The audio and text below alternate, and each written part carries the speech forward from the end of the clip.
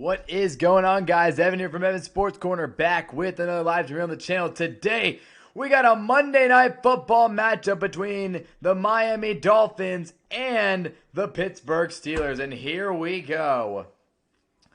The Dolphins, who have bounced back lately to improve their record to 6-7 on the year, despite Tua Tagovailoa having the most interceptions in football. It has not mattered. 14 picks, but either way, the Dolphins are back in the playoff hunt somehow, some way. And here we go. What an opportunity this is for them. They get the ball first here to start this game against the Steelers. Tagovailoa will hand it off. No, he'll play action. Fake pass is going to be caught on the outside. And going to be a first down and more for the Dolphins as they get it out to Hill. And Miami, what a start to this game. A 20-yard pickup on the first play of the day. So here you go. Tua Tagovailoa, play action to Devon Achane. And he ends up checking it outside to Julian Hill for a huge gain. The Dolphins have had an incredible resurgence in the second half this season without Tyreek Hill. It's been Tagovailoa. It's been Jalen Waddle. Devon Achane, a lot of different guys. Interesting formation here with multiple guys. Jalen right in the backfield. They fake the pitch towards Achane, and Achane will make the catch on a little screen type of pass. It does not work out though. And they're not going to get a lot of yards there. The Steelers are handicapped tonight. No TJ Watt. So that'll be interesting to see how that all plays out. But here we go. Tagovailoa. There's the offensive line for Tagovailoa, and then there's that receiving room, Devon Achane at running back. And then, of course, Darren Waller at tight end. So Darren Waller, big-time player. Second down and 11. Again, Waller out of retirement has been a weapon for this Dolphins team. Here's a 2nd and 11. Tagovailoa handoff to Achane. He's spun down. It looked like Achane was about to take off and make a big play. But it's going to be a third down.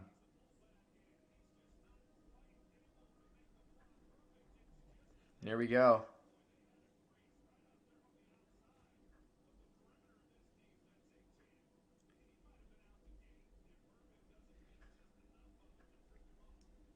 Here we go. Big third down coming up.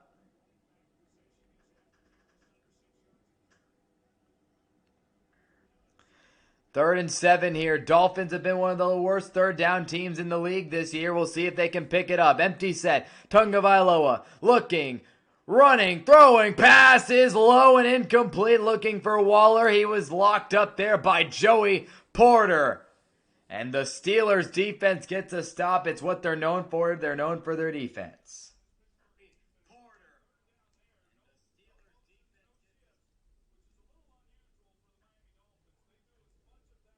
There we go.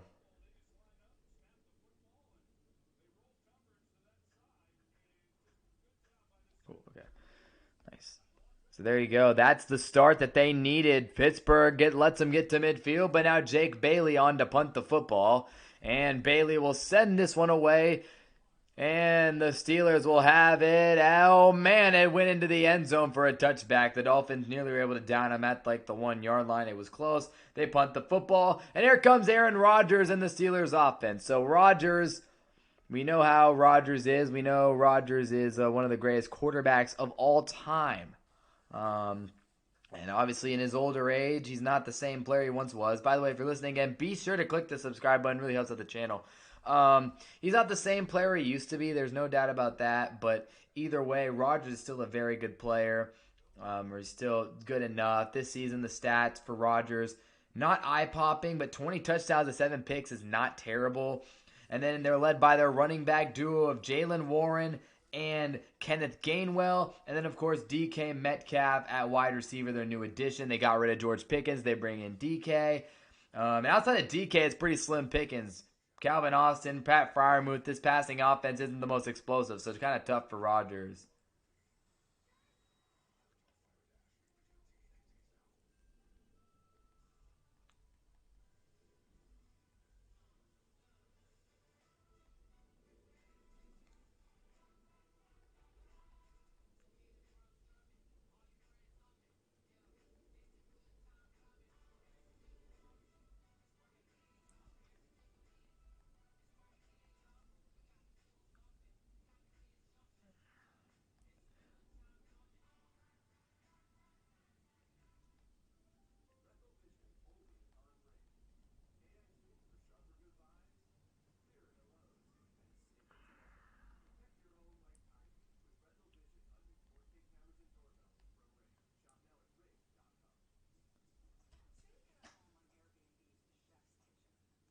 So here we go. Steelers are about to get the football back.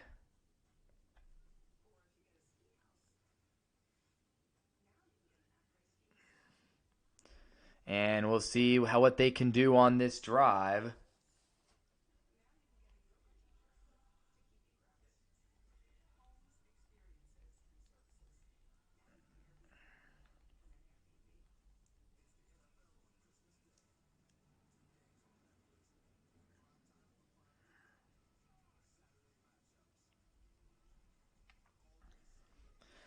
So this is a big opportunity. Again, if you are listening, be sure to click the subscribe button.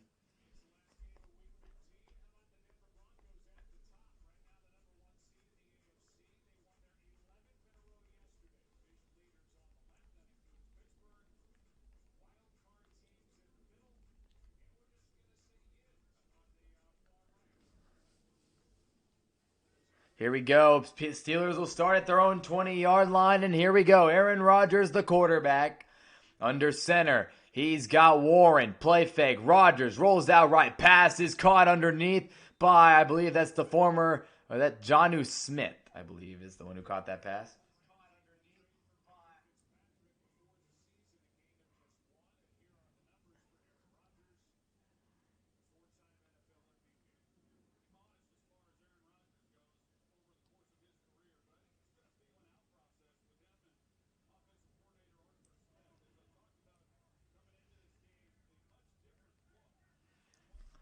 Second down and 8. And Rodgers is in shotgun here. It was a man in motion. I think it was Austin. Handoff to the right side, and that is going to be chopped down. Gainwell didn't get much there on second down and 8.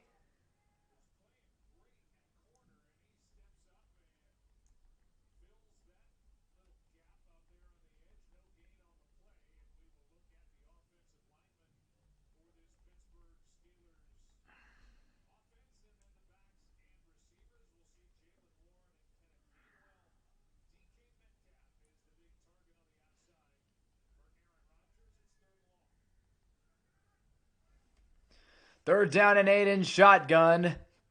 Dolphins showing blitz here. And a Dolphin jumped into the neutral zone. Rodgers didn't snap it. Third down and 8. Rodgers check down to Gainwell out of the backfield. And Gainwell's going to be taken down about a yard short of the marker. He'll be marked at the 29. The first down's at the 30. Nice tackle by Jordan Brooks. And 4th and 1. And I think Miami may force a punt. Shout out to all the Miami fans, by the way, who are out there weathering that Pittsburgh cold. A lot of those Steelers fans are probably used to it, but the Miami fans maybe not as much, as Rodgers got to be frustrated. He was hoping that check down could get the job done.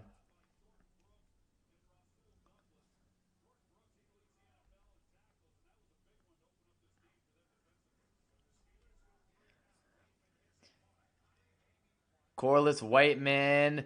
Ball bounces back, and here we go. Dolphins on the return to the 30.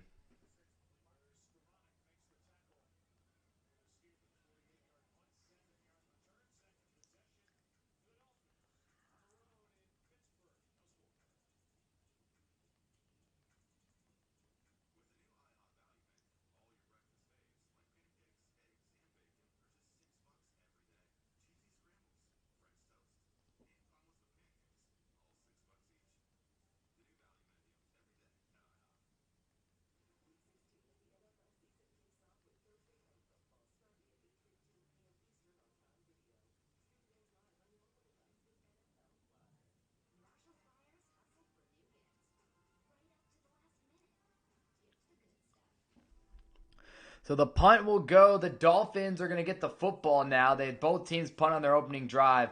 And if y'all are listening, be sure to click the subscribe button, like up the stream, leave some comments in the chat. Do what you got to do.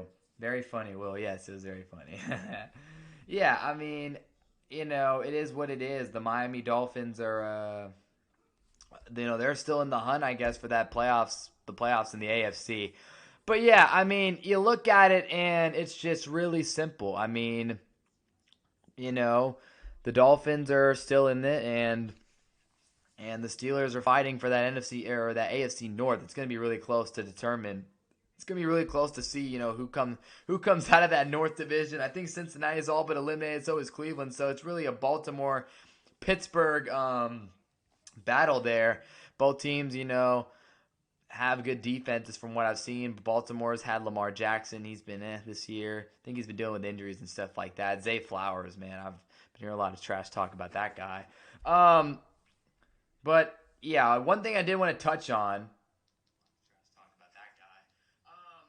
One thing I want to touch on for tonight. Anybody who's listening to the stream, if you guys play fantasy football, obviously there's going to be some people who their playoffs are on the line tonight. They got big games. They got big time players that they need to play tonight. I mean, a lot of people are, there's definitely a team in every league starting Devon Achane tonight. Someone's probably counting on a Devon Achane masterclass. Jalen Waddle, Kenneth Gainwell, Jalen Warren, maybe even like a guy like a Darren Waller, or, if it's a really deep league, maybe you got to start Aaron Rodgers. I don't know. So I'll keep those stat lines kind of as like a second thought tonight, because again, fantasy football, I love fantasy football. I care about it a lot, so I'm going to keep those stat lines in mind tonight for anybody on the stream who is a fantasy football guy. 1st and 10 from the 29. Tagovailoa handoff, Achane right side, and he's going to pick up a decent gain right there. About 7 or 8 for Devon Achane on that one. So there you go. Achane is definitely going to get a lot of work tonight again. He's a 6-yard gain there. I thought he actually may have had more. But Achane with a good run on that one. And so Devon Achane has had a phenomenal season. 1,500 scrimmage yards on the year with 11 touchdowns. Achane does it through the air. He does it on the ground. He's one of the most electric running backs in the league. He's been a star all season long, one of the league's top backs. 2nd down and 4. I think that is a man in motion. That might be Ingold. And here we go. Tagovailoa from the 35-yard line, and he'll snap it. Toss out to Achane. Right side, Achane breaks free. Devon Achane makes a cut, and he'll be tackled by Ramsey, but with a good gain right there. So Miami clearly trying to establish this ground game in the Pittsburgh cold. And they're doing a great job of it right here. Alex Ingold motion to the right side, the fullback. They regularly give him snaps. He seals the edge with a great block right there on Herbig. And that's just this is a great block right there from him to seal that edge. And again, all Achane needs is a small crease. And he's out of there. He runs right by there. Joey Porter couldn't get him. And then it had to be Ramsey. So during their 4-game win streak, Achane's been averaging 7 yards per carry, 520 rushing yards, and 4 touchdowns. Tagovailoa slings it down the middle to Jalen Waddle. He's across the 40. And the Steelers' defense is struggling right now. The Dolphins are in rhythm. Tagovailoa to Waddle. Again, I don't know. Miami's making a run at it at this point. They're on a good win streak right now. Tagovailoa with the fake, wide open over the middle. Great throw to Waddle. Again, if he throws that late, Ramsey's coming downhill. He gets a hit off, but instead he puts it right on the money in stride to Waddle, and he's got a 1st down and more. 1st and 10 now for the Dolphins. Tagovailoa doing his thing right now. They're doing well. Achane on the sideline. 1st down and 10. Man in motion. Tagovailoa takes the snap, fakes the handoff. He's looking down the field. He's going to launch it left side of the field. Oh, it's intercepted! Asante Samuel with the interception. And that is what Tua has struggled with all season long. He's one of the league leaders in interceptions for a reason. And that was a terrible throw from Tua there. After making such a good throw to Waddle on the previous pass, he just floated that ball up there. It dies in the air, and it's intercepted. My goodness. Great play by Asante Samuel. One-on-one on that left side against Jalen Waddle.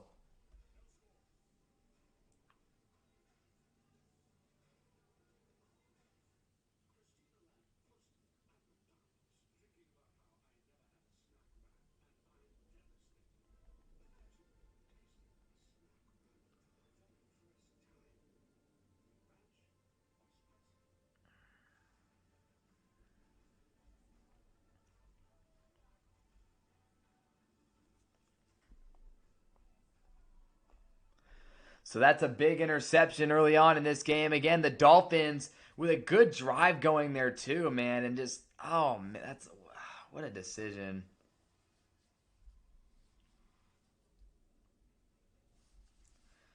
Oh, man.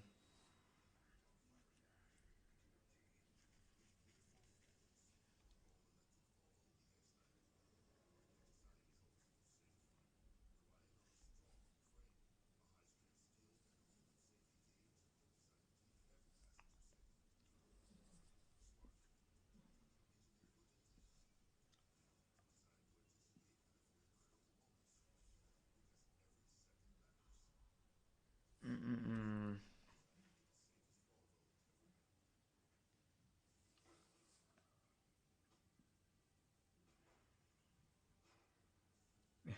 Arch Manning will return. Wow, really?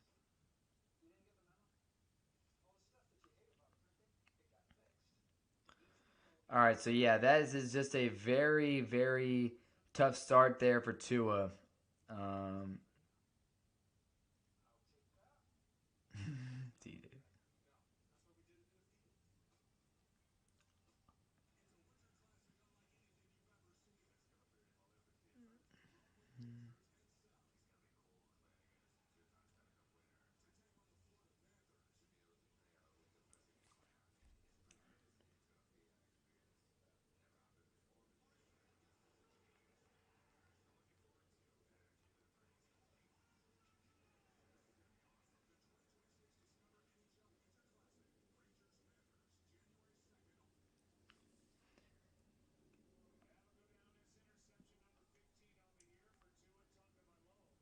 So another interception again. That's 15 on the year for Tua, and then just that's just a bad one. And now the Steelers have the football at their own 19-yard line. Aaron Rodgers under center. Warren in the backfield. Again, there's probably some people counting on Jalen Warren. 1st and 10. Toss left side. Warren making a cut. He's going to pick up a decent gain. The ball came out at the end of the play. The Dolphins recovered it. But I think they're going to say he was down. And Warren, I think, was down. I need to see a replay to confirm it. They're not even showing a replay. They're showing this Jalen Waddle play. This last interception. Waddle runs a route. Samuel just, drifts back. And right there, Tagovailoa sees him open. But this is just a terrible arm. I mean, Tagovailoa's arm is clearly not the best. And that's not a throw that a quarterback like him can make consistently. As here's Warren up the middle. Gets a decent couple yards there. I think it's going to bring up a 3rd and 1. Jalen Warren... yikes. Yeah, Tua Tagovailoa has 15 interceptions on the season, all 15 versus zone defense. So it's pretty clear the type of defensive scheme you should run if you're playing the Miami Dolphins. You should probably run a little zone. And that's what they do right there. Steelers with the most points off turnovers in the NFL with 98. It's the Tomlin way. We'll see if they can add to it. They got a man under center here looking like they're going to run the tush push. And here we go, 3rd and 1. And a QB sneak, tush push, Steelers version. And the officials are going to come in and mark the Steelers short. 4th down and short. Well, the Dolphins stopped it there. It's 4th down and 1. It'll be it's not really 4th and 1. It's kind of 4th and inches at this point. And they ran Connor Hayward up the middle there. They didn't get it. And now 4th and 1. They're going to go right back to it. Connor Hayward under center. They push him forward, and it looks like he's got the 1st down. And the officials do mark it a 1st down. Pittsburgh maintains possession of the ball. And there you go. Great work by Pittsburgh there. They're running that cheesy little Eagles play. And again, I've seen a lot of teams start to do that. And some teams, it works for the Eagles and Bills more often because, again, their quarterbacks are tanks. Josh Allen and Hurts with their elite, Bills, big squatters. But a lot of other teams, like I saw the Texans, they do it with one of their backup tight ends, Cade Stover. Like a lot of teams just have different variations and do different things, different players. 1st and 10, Rodgers going to drop back and check it down to Gainwell out of the backfield. Great tackle made right there by Melifonwu, who came up and got that hit on Gainwell. So I see why Gainwell's a pretty decent starter in fantasy. He makes these receptions on the Aaron Rodgers dump-offs, which is pretty common.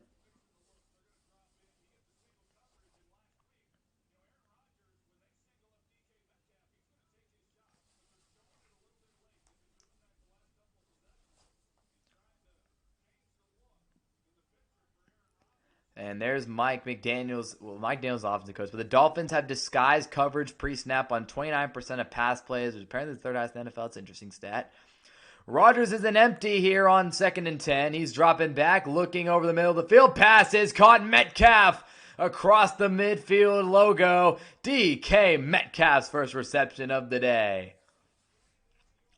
28-yard pickup for number 4. And the Steelers offense is starting to move the football here in the cold. I would hate to be a guy playing in Pittsburgh, man. I mean, it's just so miserable. It's so freaking cold. But Metcalf comes open over the middle of the field here. And Rodgers, with a good anticipation throw, just finds him right there over the middle of the field. That's just a good throw. Again, Aaron Rodgers is making throws like that since, for over 2 decades now. 1st down and 10 from the 48-yard line. Rodgers handoff to Warren. He's trying to make a play. Warren fighting, gets a few extra yards out of that.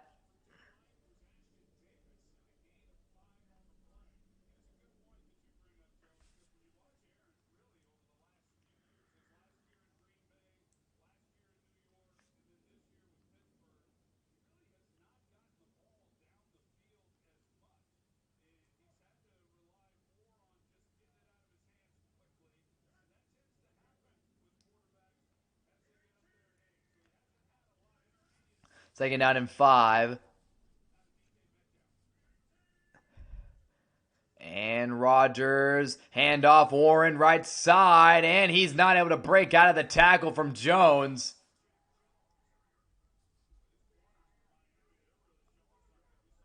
These cornerbacks for Miami coming down, making some big-time tackles. If you guys are listening, by the way, be sure to click the subscribe button. Should be a fun one today in this Monday Night Football matchup as Warren gets taken down, trying to go outside. Rodgers is frustrated, yelling at the sideline, yelling at somebody. He's frustrated. 3rd and 3, and Gainwell in the backfield. He motions there. 3rd down and 3. Rodgers takes the snap. It's a 4-man rush. Rodgers out route, incomplete. Threw it low as he was looking for Calvin Austin. It's 4th and 3. And Aaron Rodgers is a little bit of a hothead. He gets pretty frustrated out there. It's 4th and 3. And yeah, so here we go. Steelers offense still out there, though. Tomlin being aggressive. I mean, there's no reason not to go for this. Might as well. Trust your future Hall of Fame quarterback to make a throw. Not a great throw there, but I mean, Arthur Smith's going to do what Arthur Smith's going to do here. 4th and 3. Rodgers out route. Pass caught. Gainwell. 1st down. Forced out of bounds by Jones, but the Miami Dolphins give up the 1st down. They got up there. They quickly snapped it. Gainwell with a nice play. And yeah, great job here. Marquez Valdez-Scantling goes inside. They run the out route concept with Kenneth Gainwell, and it's just an easy couple-step drop back for Rodgers. Hits Gainwell. And Aaron Rodgers, he likes that one. Steelers have it at the Dolphins' 32-yard line. Rodgers hands in his hand warmer now, 1st and 10. He'll drop back and hand the football off to Gainwell, who is stuffed in the backfield by the Dolphins. Jordan Brooks was in that backfield immediately. Oh, shoot, I forgot the Dolphins have Minka back. I completely forgot about that. That is insane. They do have Minka back. Wow. That is Jordan Brooks, right? I believe it's Jordan Brooks. And so 2nd down and 11 after that Gainwell play. Jordan Brooks, 5 tackles already in this game with a TFL on that one. He's off to a good start. 2nd down and 11. This drive is already gone. This drive's already almost at 7 minutes. It's been a really long drive thus far from Pittsburgh. And here's Rodgers, 4-man rush. They send delayed pressure. Warren out of the backfield makes the catch, and he is taken down by Chop Robinson with that hit.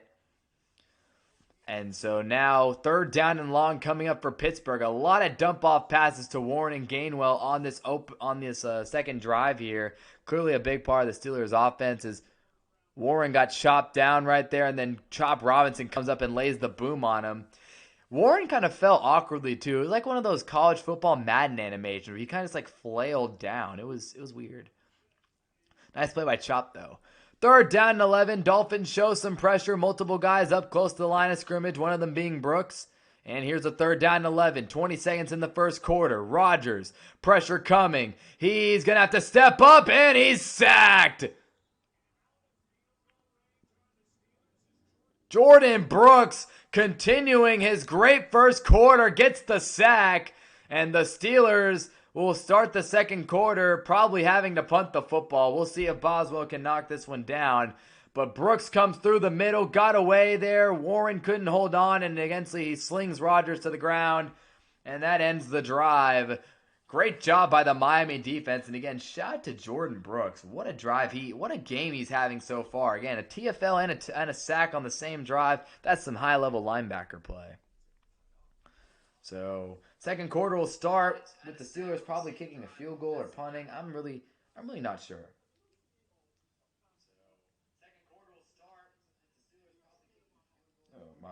My bad, boys. All right, yeah, so there you go. That is just how it is. Heck of a job right there by the Dolphins defense. Again, Tua, man, I don't know. I don't know what the Dolphins should do. I don't know if there's any Dolphins fans listening to the stream right now. And if there are Dolphins fans, let me know down below. Let me know in this chat. Do y'all think that Tua is the answer? Do you think that you should move on from Tua? I mean, thank God for him and his health this year that he hasn't. I don't think he suffered a concussion this year, I believe. I think he's been pretty healthy. But we're not talking about, I mean, the health concerns are one issue. But it's just the bad accuracy, the spotty accuracy, the weak arm, the terrible decision making. I just feel like, I mean, maybe has Tua been playing better lately? I don't know. I don't really watch Dolphins games.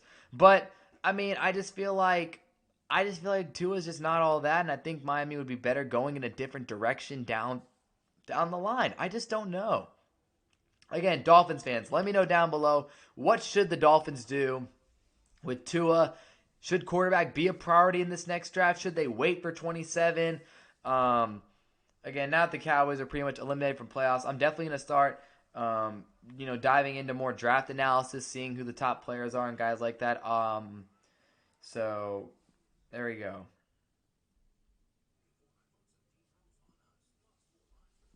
So yeah.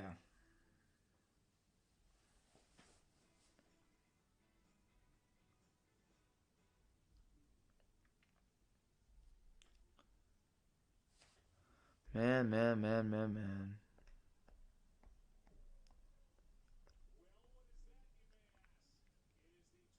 Oh, there you go. 2028 NFL Draft very soon. Wow.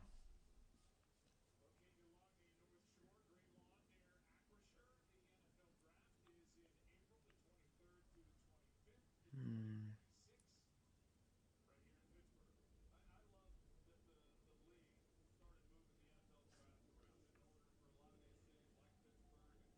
Mm-mm.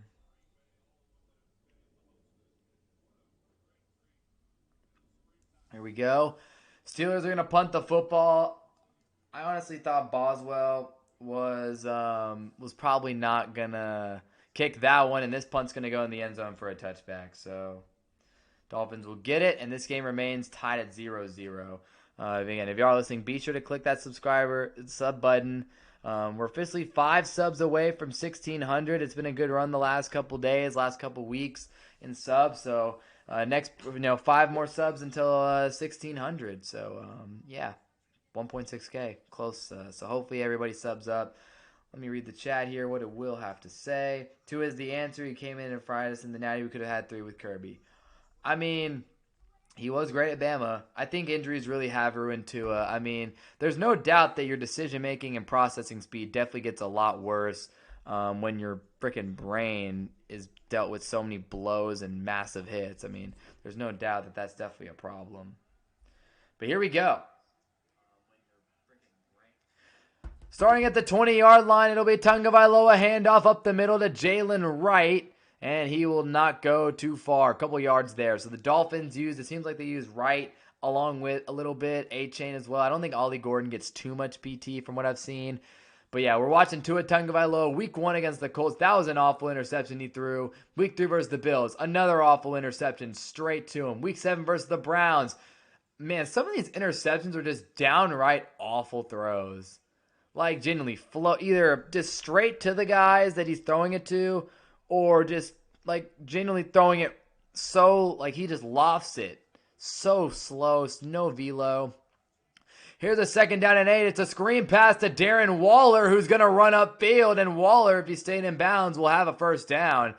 And a creative play call there from Mike McDaniels, a tight end screen to Waller, who we all know is a weapon. He was so good for the Raiders all those years. Eventually had his own issues, though. Had a lot of mental health issues and ended up having to retire. Came back, though, now and with I think he was with the Giants for a little bit, now with the Dolphins. 1st down and 10. Tagovailoa, 4 for 6, 37 yards, 1 pick. Again, that's a pretty normal stat line in Pittsburgh weather. 1st and 10, interesting setup here. Ingold in the backfield, which means a run is coming. A-Chain trying to bounce it outside, and Devon A-Chain's got over 5 on that one, maybe 6.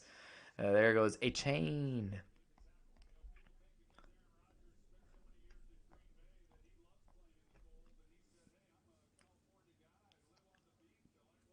Yeah, so that's actually, they're talking on the broadcast about Aaron Rodgers and how he does not, how he played in Green Bay all those years, but he doesn't really like playing the cold because he is a Cali kid. Interesting enough, the stats. Tagovailoa is 0-5 in games where the kickoff temperature was 40 degrees or under, with 6 touchdowns and 5 picks. Rodgers, on the other hand, has a great record. The graphic went away before I could see it as A-Chain didn't get too many yards. But these quarterbacks are completely different players in that sense. Rodgers is 58-28 in games where the kickoff temperature is under 40 degrees. Obviously, the counting stats are all dramatically in Rodgers' favor. So, yeah. I mean, Tua being 0-5, though, is pretty staggering. But, yeah, he's definitely suffered a couple L's in Buffalo and games like that. 3rd down and 2 for Miami. They're at their own 38-yard line. Tagovailoa has A-Chain in the backfield. We'll see if he goes to Waddle here. Tagovailoa drops back, 3rd down, looking to step up and run. Tua going to be short. Had his head wrapped up there, and he is going to be about a yard short. He was angry after the play because Patrick Queen kind of wrapped his arms around his head, and he started that slide a little too early. But yeah, I think Tua's career truly has been kind of ruined by injuries. The concussions, that terrible injury he suffered at Bama with the hip is... Yeah, Tagovailoa got his head kind of hit right there by Queen. But yeah, I mean, he didn't grab the face mask or anything. He just kind of pulled on his head.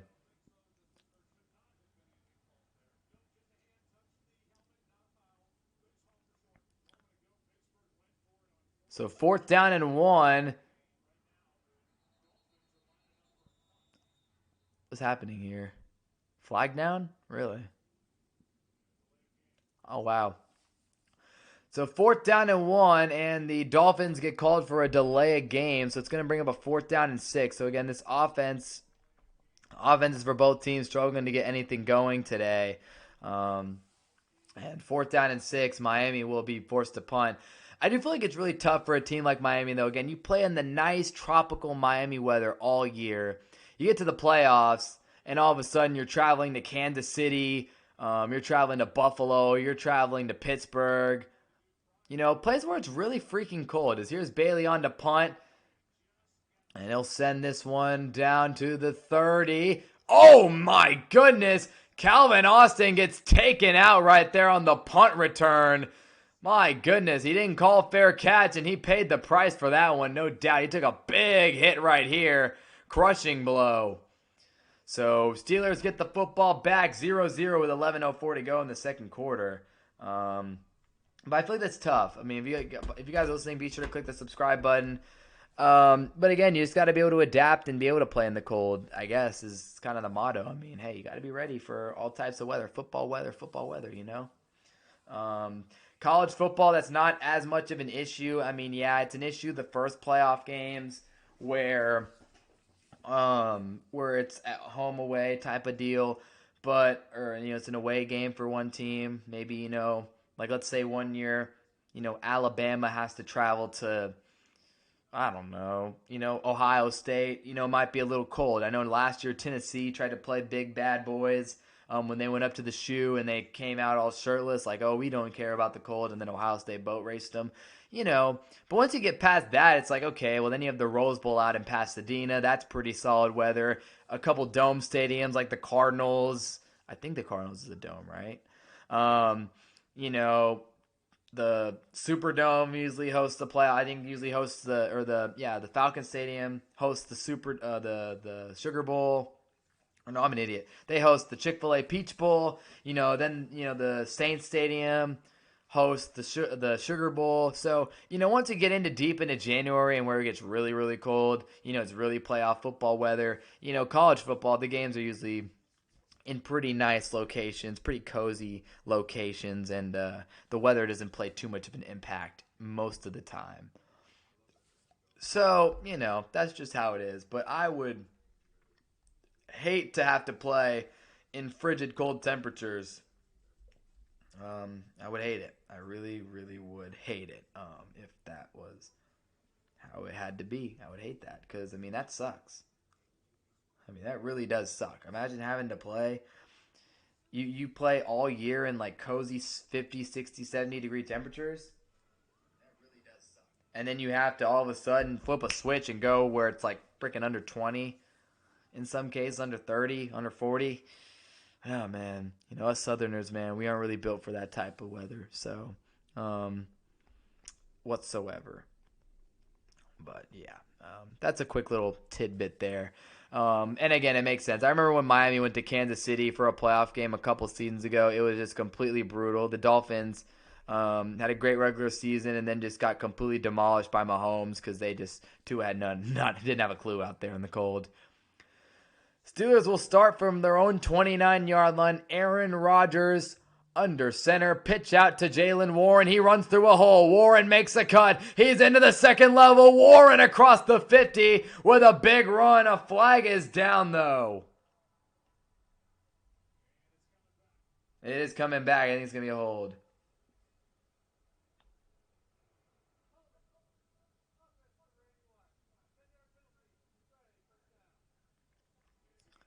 So it's against the tight end, Jonnu Smith. The veteran. If you guys are listening, by the way, be sure to click that sub button. Really helps out the channel. Like it up and comment in the chat, man. I love chatting ball with y'all. So if you guys want to say something in the chat, say something. Let me know what's up. But there's Jaylen Warren. There's the hold right there from Jonnu Smith. Was that Zach Sealer? Who just got held up there? I think it was Sealer, number 92. Could be wrong, though. But here we go. First down and 20 now. Pittsburgh is backed up significantly. Rodgers drops back and a quick check down pass is complete over the middle of the field. Yeah, it was Zach Sealer. I was right. It was Zach Sealer who drew the hold.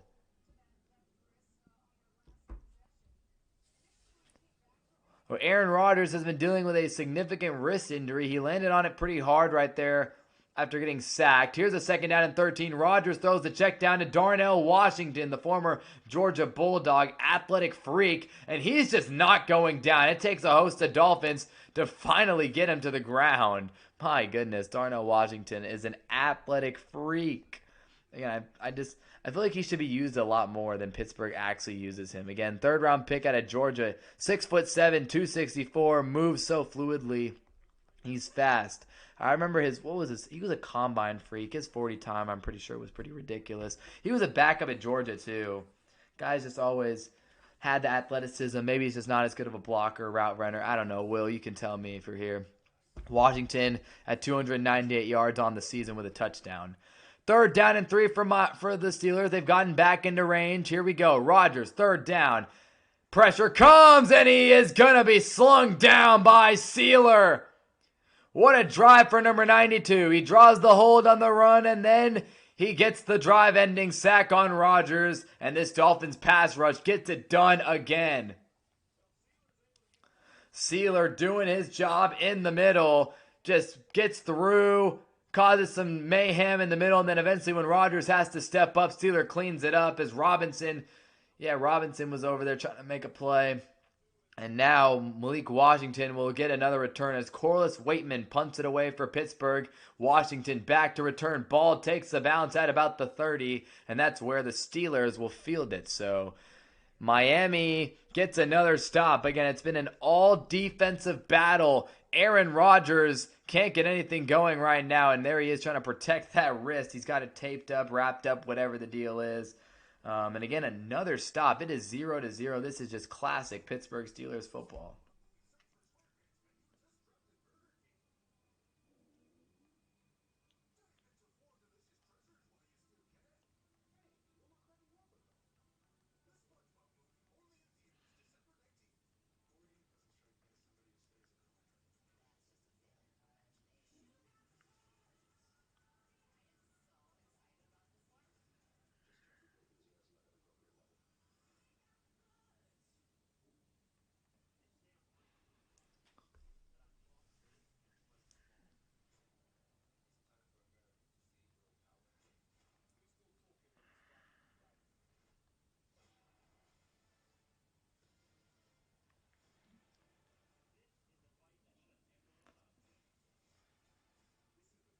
Man, that's brutal.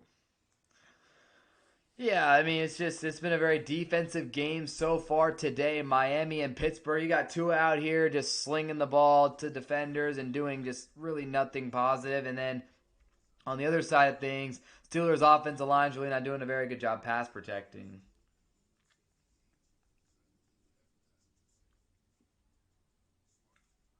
So, I mean, both offenses are getting destroyed. The Steelers are also without TJ Watt. Obviously, that was a crazy story to hear about. So, I mean, both offenses was TJ Watt. Yeah, that was very shocking. Was TJ Watt? I mean, he getting his lung punctured. Like, how in the world do the NFL teams have millions of dollars and everything? And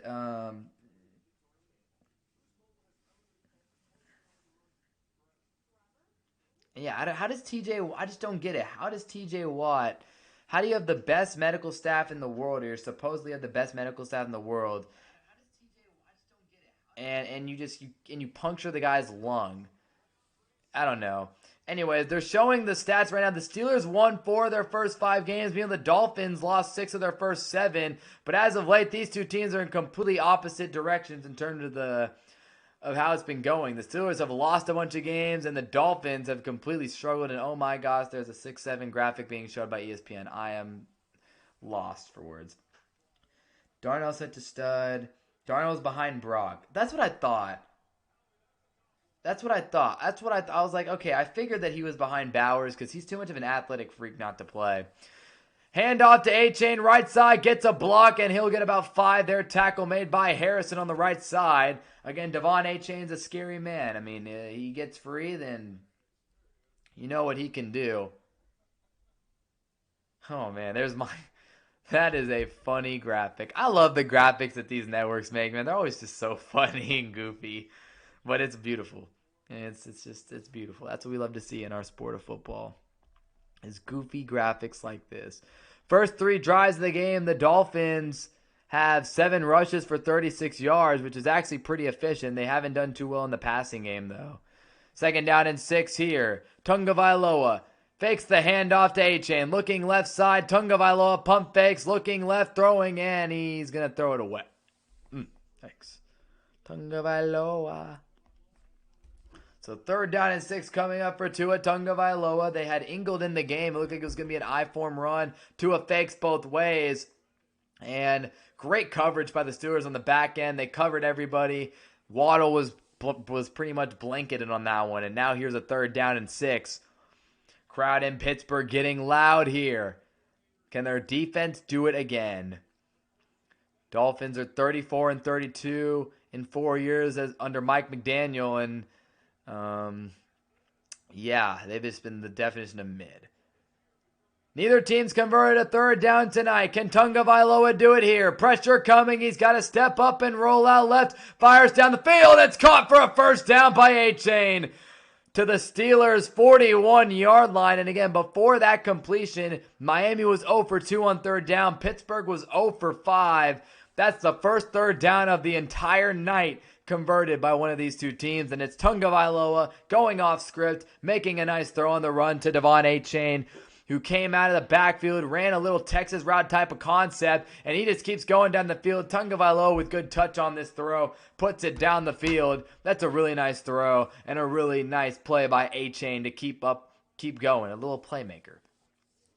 7 minutes to go in the second quarter. Dolphins at the Steelers 41. Tagovailoa, straight handoff up the middle, and it is going to be a couple yards there for Ollie Gordon.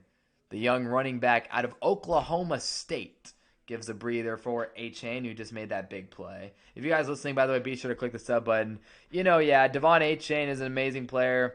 And I feel like, but Ollie Gordon, I thought Ollie Gordon was going to be like a second or third round pick originally. I think he ended up getting drafted way later by Miami, which honestly could be a steal if they didn't have A-Chain. Because Ollie was so good that 1 year at Oklahoma State. He was so good. Texas last year in the Big 12, like Ollie Gordon was actually unstoppable. We shut him down, though. 2nd down and 6. A-Chain left side goes through the hole, and he's taken down. Queen was there. And so was Lee for Pittsburgh. 3rd down and short coming up. Yeah, Ollie Gordon was actually, man, y'all got to watch Ollie Gordon 2023 highlights. He was so good. The vision, the patience, the cuts. He had some speed to him. He was an incredible. His season ended bad because Texas really shut that boy down. Tavondre Sweat and Byron Murphy, shout out to them too. My goodness, they were so good. But yeah, Ollie, man, he showed some elite tape at Oklahoma State, and then that next year, Oklahoma State as a program just fell apart, and so did Ollie. And then this year they bottomed out. 3rd and 1.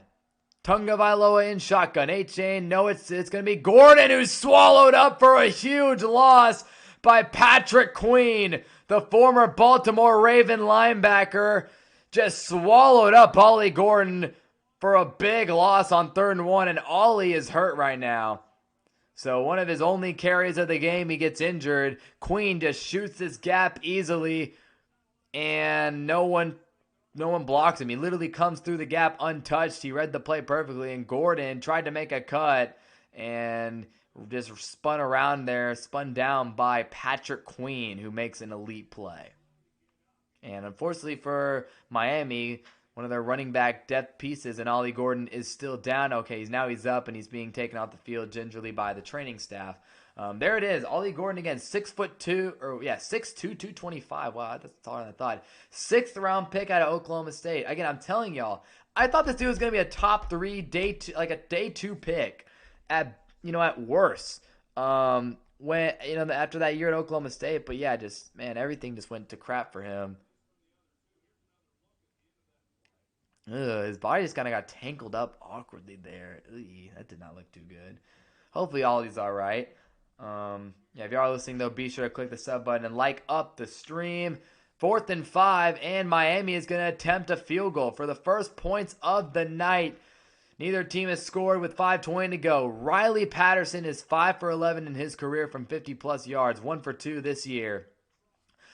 To give the Dolphins the lead in this one, kick is on the way. It's up. It looks good if it has distance, and it is good.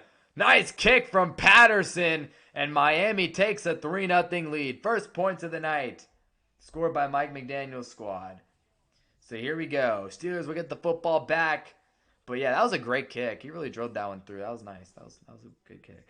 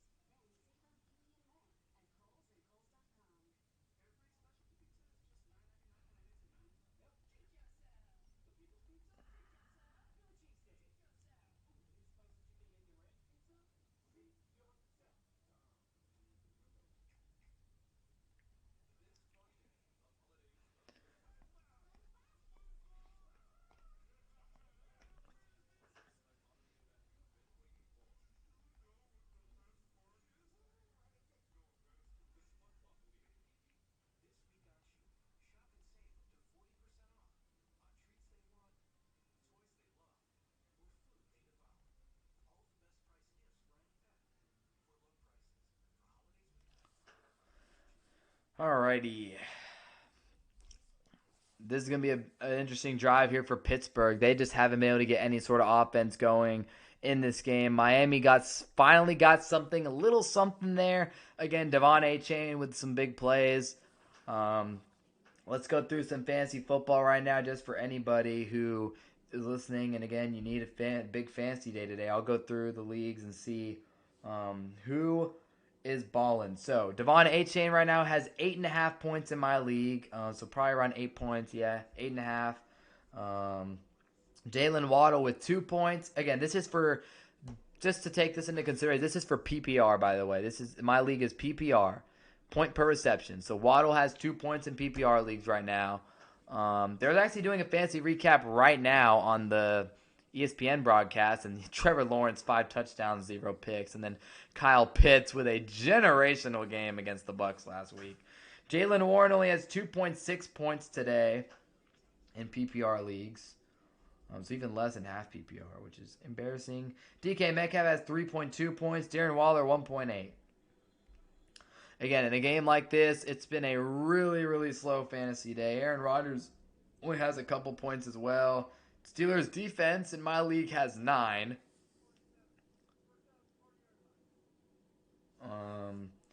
So yeah, I mean, honestly, I wouldn't recommend starting Steelers players in the first place. I don't know how many points does Gainwell have. Who has Gainwell in my league?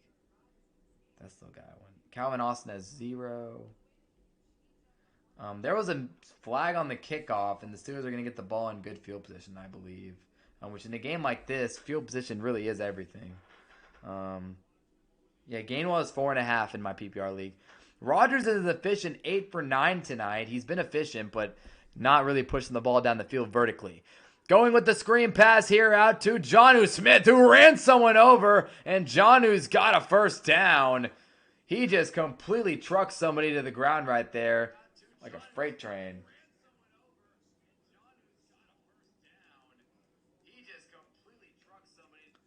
Jonnu, freight train Smith here, takes out...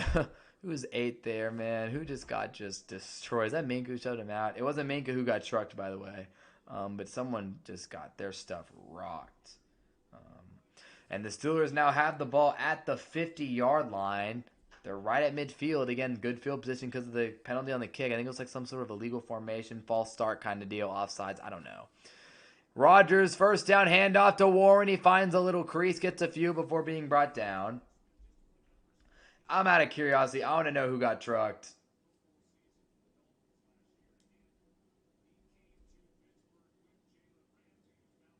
Oh, yeah, I can see depth charts. That's kind of cool. Bring in Quinn Ewers. I want to see Quinn play. I want to see Quinn. Who's 8, dude? Shoot, I can't see 8. Oh, Matthew Judon. No, Judon. One of the GOATs. OG vet. Judon's playing for forever. Second down and 6 from the 47. And Rodgers, nice play out to the right side. Hits Darnell Washington, who runs someone over again. Washington, so tough to bring down. I mean, again, he is so big. 6'7". Like, what, 260 or something like that? How big is Darnell? Darnell's huge, man. Darnell's huge. Weight listed at, 260. So, yeah, Darnell just put someone into the turf as well. And there you go. First down and 10. Nice little play, little RPO type of play there from Rodgers. And now the Steelers pass the 35 of Miami. They're in empty here. Rodgers takes the snap. Pressure is coming. Rodgers, outside pass caught. Gainwell across for another first down. Pittsburgh having their best drive of the game thus far. And Rodgers just calmly leading this offense right now. Again, he has not been the problem tonight. It's been the offensive line, and I guess wide receivers not getting enough separation. Again, DK Metcalf, only 1 reception today. And so he just hasn't been able to get much going. But Rodgers just throws this pass out to the left side. No one covers Gainwell, the receiving back. And again, he is not even having a horrible fantasy day.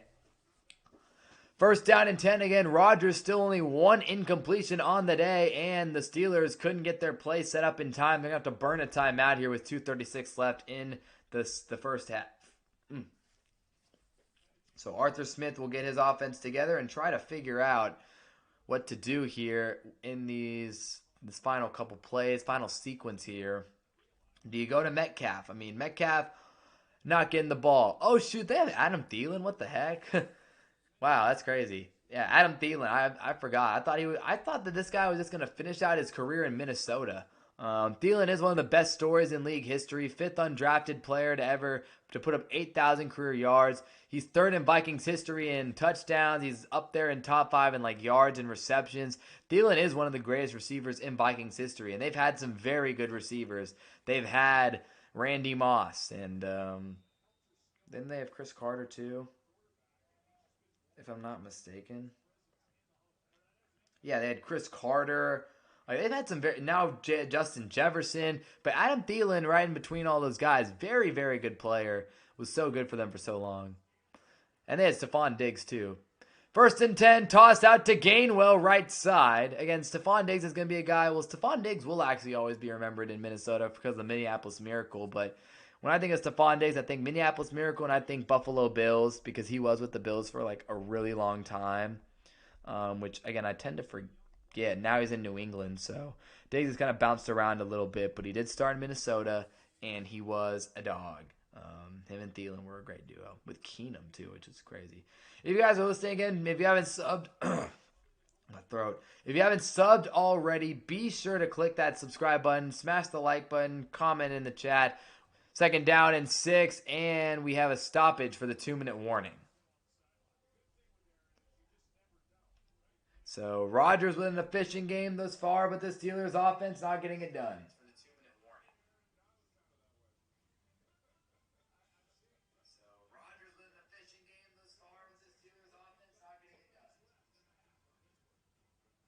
So we'll see what the Steelers can do. 2-minute warning. They got a big drive here.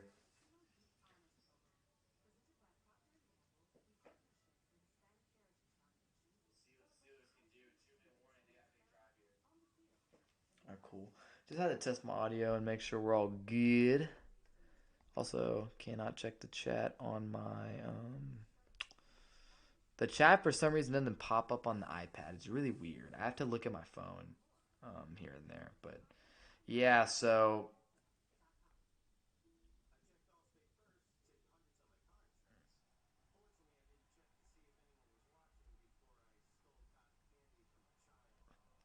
here we go.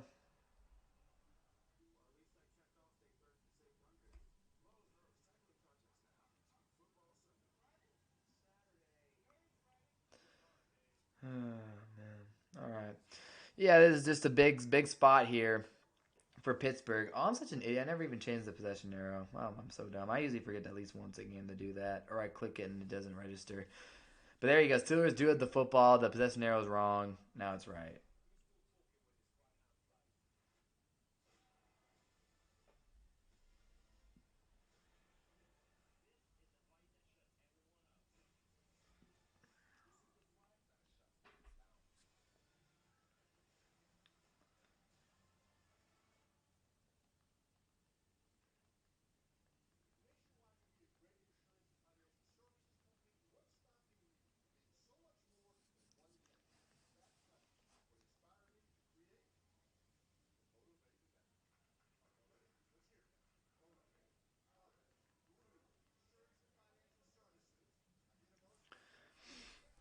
And yeah, so here we go. 2-minute warning, hopefully almost done. But yeah, for those of y'all who are in the fantasy football playoffs, first off, I just want to wish you guys all luck, the best luck possible. You just got to hope that your guys ball out at the right time. You can have an amazing season. You can have the best team ever. But if you play against somebody who just has one of the greatest weeks of all time, every single one of their guys goes off, and your team just doesn't perform like they have been all year. That's what's so crazy about fantasy. It's like you have to have consistent production, but then you have to have those same guys just pop off when it matters in the playoffs. Like it really is crazy. Kind of like the real NFL in college football. Matters who plays best at the moment. You have to be consistent all year and then play your best when it matters. 2nd down and 6. Rodgers with a screen pass out to Gainwell, who gets upfield. Again, that was an awkward play there. Rodgers was kind of under pressure. It was weirdly set up, but it ends up working out, getting them a decent gain and brings up a 3rd down and 1. Steelers also get the ball out of halftime. So this is a good chance for them to double dip and really make something happen. Again, in a game like this where offense and points come at a premium, you definitely want to capitalize in a spot like this as Miami burns their first timeout. So there you go. And Miami will burn their first timeout. Don't go anywhere at halftime. I'll probably yap for a little bit, take a quick break, and then we'll be back for the second half. So don't go anywhere, and be sure to click the sub button. And also, if there's anything you guys want to talk about related to football, especially, I'm down to talk any ball. If you guys do want to leave anything in the chat, say what's up. Talk ball again. I'm always down to talk college football, NFL, fantasy, whatever, man. Whatever it is, even other sports. But again, there's more football because it's a football stream. But again, I want to talk anything sports related. Let me know in the chat, and please don't ask me anything about math because I hate math. All right, 3rd and 1. Here we go. 3rd down and 1 for Rodgers and the Steelers. We'll see what they go with here. Again, not in any sort of rush. They're over 5 on 3rd down today. Can they convert here? They have Warren in the backfield, Rodgers under center. Motioning a man inside. This will probably be a handoff to Warren. And it's going to be a toss. Warren trying to fight through. Did he get the first down? Miami stopped him short. Great job by the Dolphins defense. Rasul Douglas, the veteran corner, made that stop. 4th down and short. Tomlin's got a decision to make. Again, they've converted both of their 4th downs tonight. And Miami burns their second timeout. But we'll see if they go with the Connor Hayward tush push for the 4th down play. That's what I would expect them to do. But Warren gets stuffed up here in the hole. I thought that the momentum there was going to push him forward for the first down, but he just wasn't able to get there. Again, that's probably a situation where the Steelers wished that they had Najee Harris.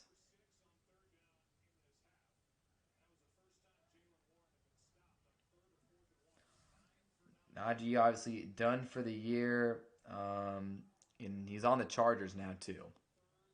But the Dolphins, during their 4-game win streak, have done it on the back of their elite defense. They're first in the NFL in points allowed, tied for second in turnovers. Here we go. Steelers running the Hayward play up the middle. I think he got the first down based on the angle I'm seeing, and he did. The ball came out at the end. The Dolphins have it, but it's going to be forward progress and a first down for Connor Hayward and the Steelers. So pretty unique role there for Hayward. I'm assuming he's the brother of Cam Hayward. But yeah, I mean, you line up big Darnell Washington behind Connor Hayward, and he's going to push him forward, him and Gainwell. I think Darnell does a pretty good job. Davis right there, Ashton Davis trying to rip the ball out. Minka Fitzpatrick trying to rip that ball out, do what Nashawn Wright did. And Aaron Rodgers is just standing there like, when's the whistle going to blow, man? Miami will burn their final timeout with a minute 26 here. Or a minute 28. Miami's timeout's gone. Yeah, I mean, everybody's going to try and do that. I mean, yeah, Nashawn Wright made one of the best plays of the NFL season when he ripped the ball out of Jalen Hurts on that 4th down tush push, I believe it was 4th down. That was a great play. One of the best plays of the season. But Steelers have a new set of downs. As Minka wasn't able to do it in time. So there you go. Steelers have a 64% red zone TD percentage, which is top 10 in the league at number 8. But yeah, that's interesting that you have the Dolphins. Their defense has been elite. Again, when you think of Miami Dolphins football, you think of Mike McDaniel. You think offense. You think of a team that has Devon Achane, Jalen Waddle, Darren Waller now. That's an explosive offense, but it's been this defense that's been dominating teams and has been winning them games. 1st and 10, Rodgers play fake. Judon picks them up. Now he's going to pressure the quarterback, and Rodgers flips it out to Gainwell. He's inside the 5, and he has a first down, I believe. So Judon, at first on that play action, he played Gainwell out of the backfield, but then eventually he decided to pursue Rodgers, and Rodgers, I think, was just waiting for that. No one picks up Gainwell. Again, I'm not really sure. I guess the defense is kind of out of sorts there. I thought someone was going to go pick up. I thought Brooks or someone like that was going to go pick up the running back. It looked like, Jack Jones maybe. I thought someone's going to go pick up Gainwell out of the backfield. No one ended up doing that. 1st and goal from the 4. Rodgers takes the snap, pitch out to Gainwell. He is going to lose some yards unless he fights off, which he managed to do, and a flag comes in at the end of this play. What an effort by Kenneth Gainwell right there, and it's going to draw a flag. What was it, face mask? What was the call? It is. Jordan Brooks grabs a hold of Gainwell's face mask, so Gainwell did not give up on this play after it looked like he was dead to rights in the backfield. He kept on fighting, and he's able to draw a face mask penalty. So instead of a big loss of yards and, a big loss of yardage, instead, hey, bang, there you go. First down and goal now. And yeah, if you guys are listening again, be sure to click the sub button. Now 4 subs away from the... Yeah. 4. Yeah, there you go. 4 subs away from 1.6K. Dolphins having a lot of rushing touchdown in a few games. And here we go. First and goal. Rodgers in shotgun. Handoff. Warren up the middle. And did he get in? I think he may have been short, and the officials agree with me. He is short at about the 1-yard line.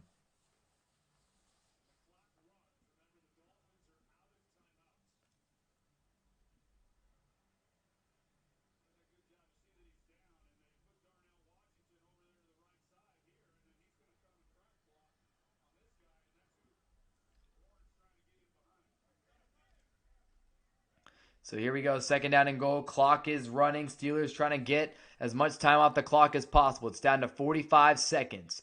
Second and goal. Warren in the backfield. Rodgers takes the snap. Warren, handoff, stuffed in the backfield. Did he fall forward? No. Stopped again. Third down and goal. Again, this Dolphins defense hasn't allowed a rushing touchdown in so long for a reason. These guys know how to make plays at the goal line. They motioned a receiver across. They motioned Washington across. He was supposed to be essentially the pulling guard on that play, the pulling tight end, and he just wasn't able to get over to Jordan Brooks in time to seal the edge. And the Steelers are going to call another timeout. But yeah, Washington's responsibility on that play was to pull and block Brooks and seal off the edge. Brooks jumped the play in time, stuffed Warren in the backfield for another stoppage. That is just a great play by Jordan Brooks, who I think has played, again, he had a tough face mask call earlier in this drive, but he's been phenomenal today in my opinion. I think he's been really good. So, yeah. I've been impressed. 21 seconds to go. Third down and goal coming up. Can the Dolphins defense do it again? We shall see. QB sneak with Hayward into the end zone. And no signal. Touchdown Steelers.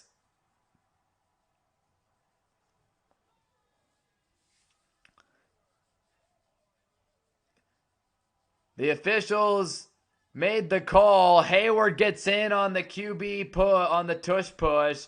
And there you go. They've ran that a few different times today. And just right here, he lines them up under Zach Frazier. They get it off. Hayward finds a crease, and that is a touchdown. You can see on the aerial cam, Rasul Douglas didn't think it was a touchdown. Aaron Rodgers did, and he was waiting for the signal, and he gets it. So there you go. Steelers get in the end zone. A huge TD drive from them. The Hayward tush push is clearly a very effective play. So there you go. Steelers take a 7-3 lead in this one. And they do get the ball, again, out of halftime, which is huge. Again, will it lead to anything? I doubt it, because the Steelers' offense is trash. But, again, I don't know. I've been impressed by the Dolphins, though.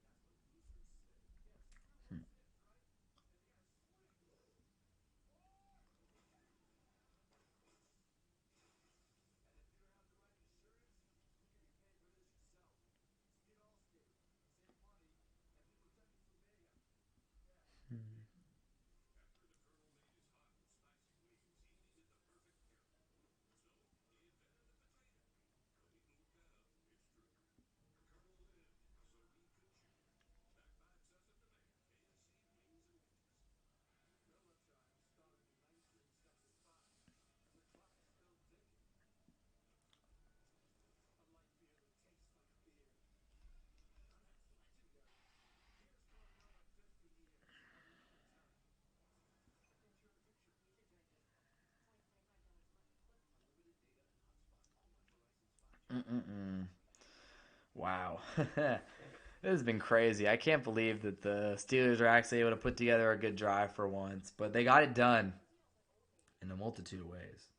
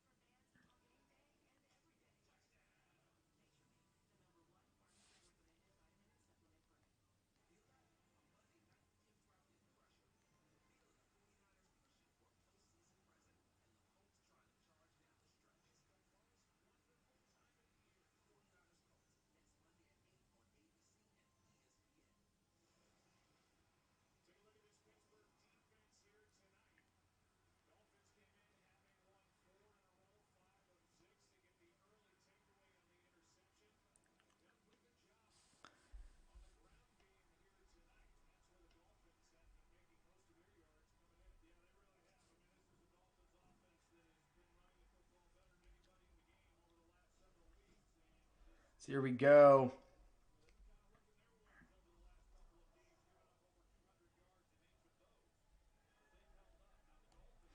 Dolphins are just going to take this in the end zone. 17 seconds left in the half. Again, I doubt that they really pressed the issue here, if I'm being honest. Quarterback comparison tonight. Tungavailoa 5 for 8, 61 yards. Rodgers 13 for 14, 105 yards. Neither quarterback has a touchdown. Tua's got a pick. I mean, it really is just about not turning over the ball in a game like this. Yes, sir. Cam is back. Cam the stud. Hope Cam's doing well. Yes, sir. Glad to hear that Cam's doing all right, man. Love it. Love to see it. Love to see Cam having doing all right, man. Love it. It's been a very slow game here. The Steelers have doubled the Dolphins on first downs, although they pretty much did all of that in just that one drive. Dolphins are actually coming out to pass here, looks like. We'll see what they do. Maybe they'll just run it. And they will go to A-Chain and see if he can create something amazing here. Devon A-Chain spins, picks up a solid gain. And clock is ticking under 10 seconds. If McDaniel doesn't call a timeout, that'll end the first half. And there it is. That's the end of the first half here in Pittsburgh. Steelers with a 7-3 lead over the Dolphins. Again, a very low-scoring half of football. It'll be Steelers ball out of the halftime locker room. Dolphins drive head to the locker room here. They did not have a very good first half offensively. If you are listening again, be sure to click the sub button. So, good first half for both defenses. Again, Dolphins defense has been elite.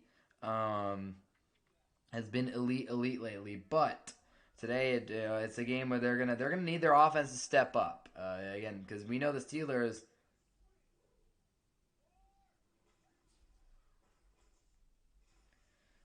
You know how elite that team can be.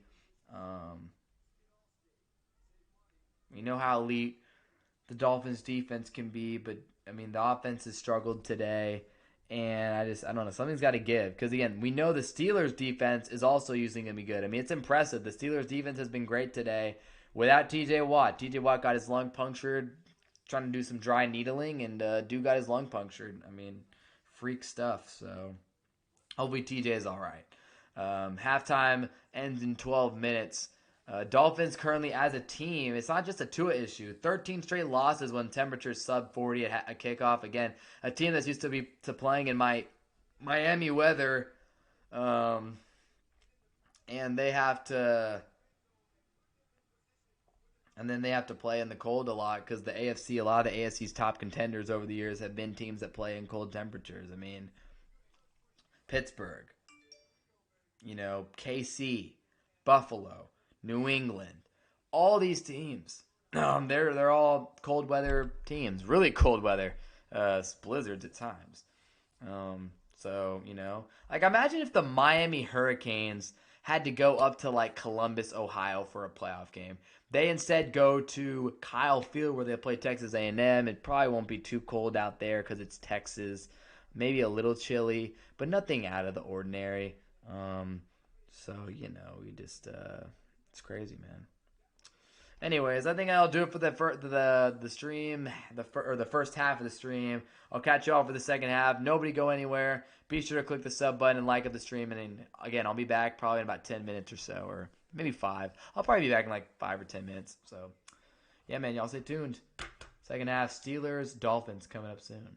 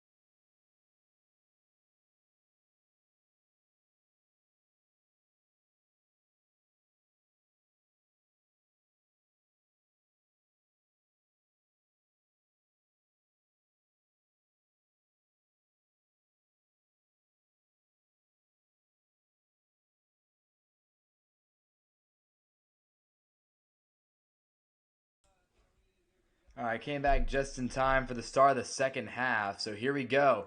Dolphins are on defense against the Steelers offense to start off the half. Here we go. It'll be Aaron Rodgers under center. From the 29, handoff to Warren up the middle, and he's breaking tackles. Warren with a good run. So Warren apparently came into this game a little questionable with an injury, with illness.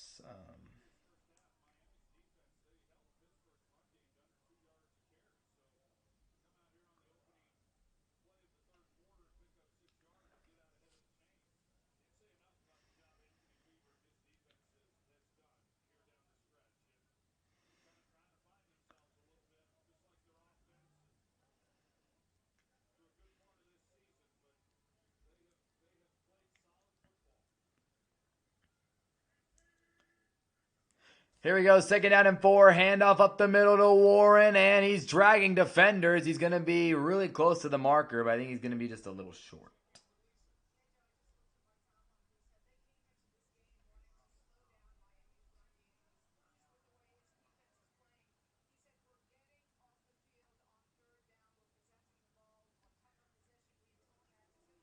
Handoff Warren, 1st down.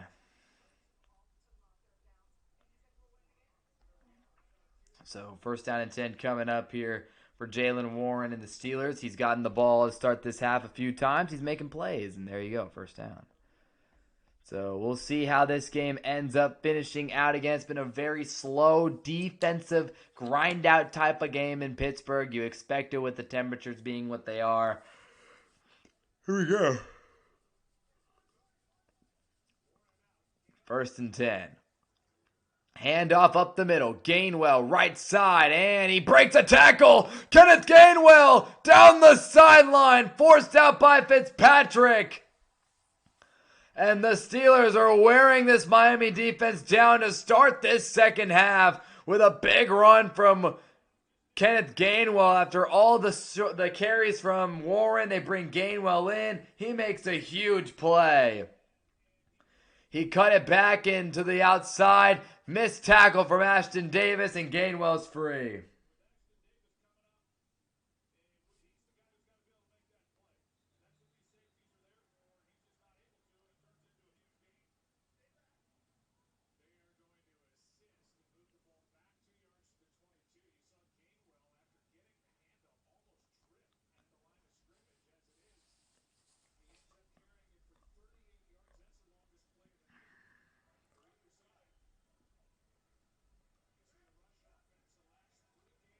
Wow. 1st and 10. Pittsburgh coming out running this football. They go back to the ground game. And nice balance right there by Gainwell there. He was able to stay on his feet longer than I thought. It's going to bring up a 2nd down and long, 2nd and 7. So, yeah, I mean, that was just a great run by Kenneth Gainwell, who, again, is actually having a good fantasy night. I think he's the only player in this matchup that people actually start who's having a good game today. 14.5 points for Gainwell in my league. That's actually a very good performance from Kenneth Gainwell, former Eagles backup. Steelers only had 27 rushing yards in the first half. They already have 52 on this drive alone. Here's a 2nd down and 7. Rodgers, play action, looking, going deep. Touchdown, Steelers! Marquez Valdez-Scantling.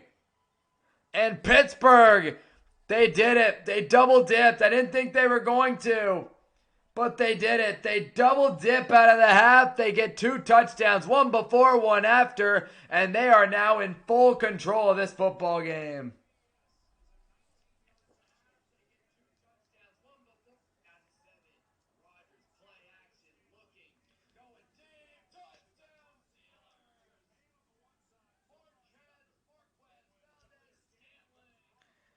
Wow. That is just, man, that's huge. I mean, again, in a game where points are at a premium, what a drive from Pittsburgh. 6 plays, 71 yards. Boswell makes the PAT, and the Steelers now with a commanding 14-3 lead. Again, usually I wouldn't say it's commanding, but in a game like this where Miami's been struggling to even get past the 1st down marker, this is It feels like this is dang near insurmountable, but you never know. They're on a win streak for a reason.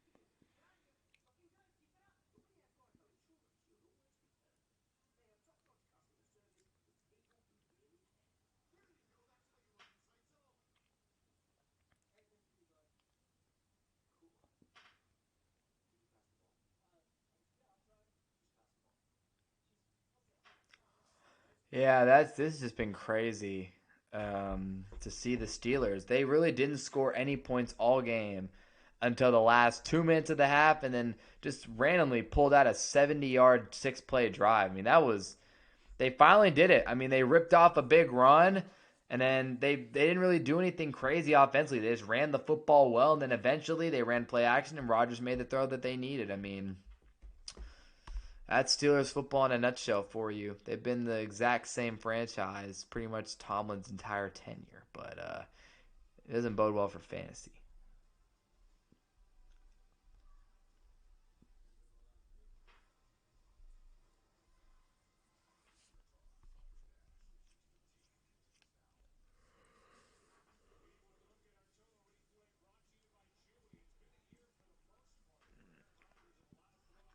I think Rodgers has been good because I think Aaron Rodgers has been good because he's been really efficient. I mean, he's done what he's needed to do tonight. He's made the throws. He's been accurate on the throws that he's needed to be accurate on, and just hasn't been. Again, he hasn't been asked too much, but for too much, it's just he's just doing what he's doing. That's just. I mean, he's just doing what he needs to do out there. Another flag is down here on this kickoff from Boswell.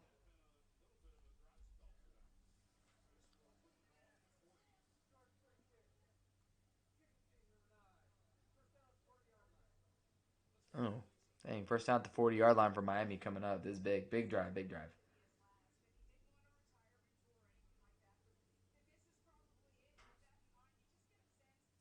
This is probably it for Aaron Rodgers, man. I mean, he's fifth all time in the NFL in completions, fifth all time in passing yards, fourth in touchdowns. I mean, yeah, this is pretty much it for Rodgers. This is one last go at either a Super Bowl or something. And hey, he probably will be able to make it and get the Steelers to the playoffs in his final year.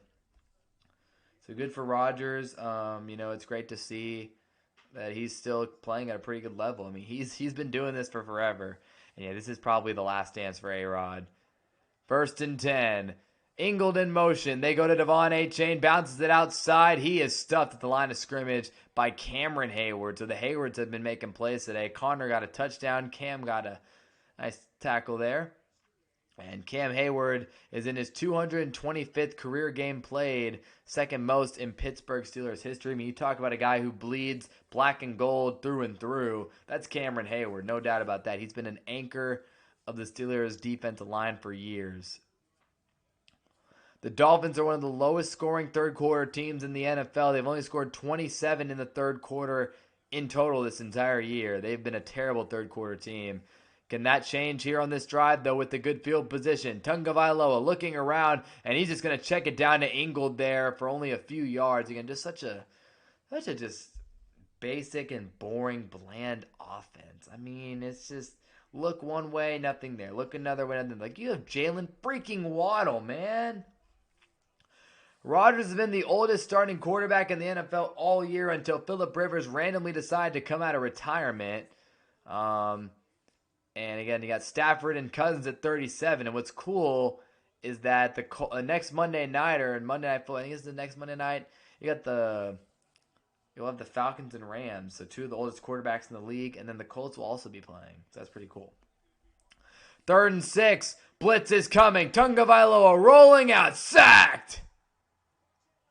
Jalen Ramsey came in on the blitz, and Tagovailoa, hesitant to throw the football away, takes the sack.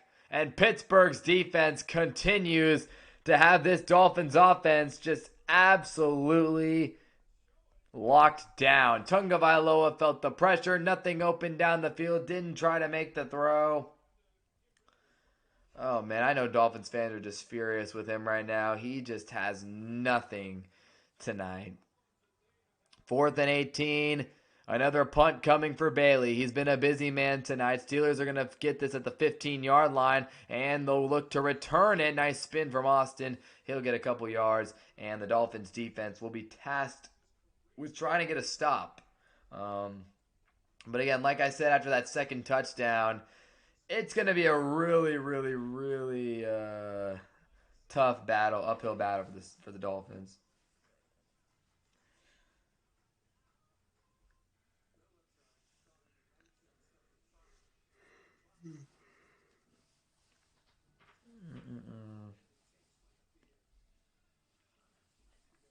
Mahomes had his surgery on his ACL injury in Dallas.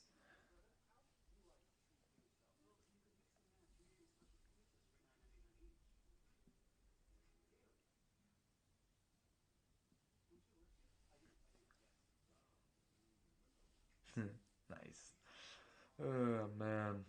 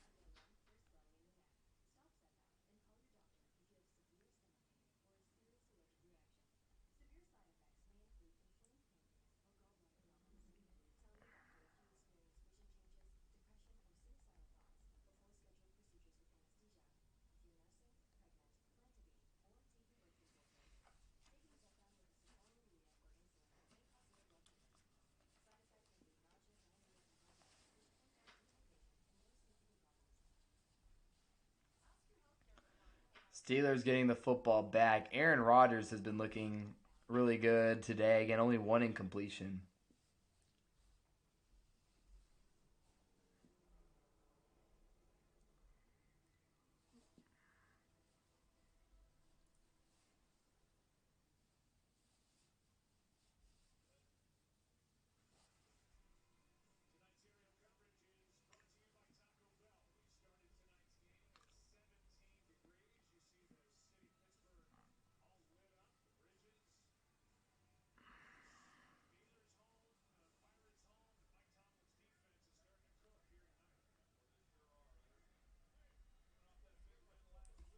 First and 10 for Pittsburgh.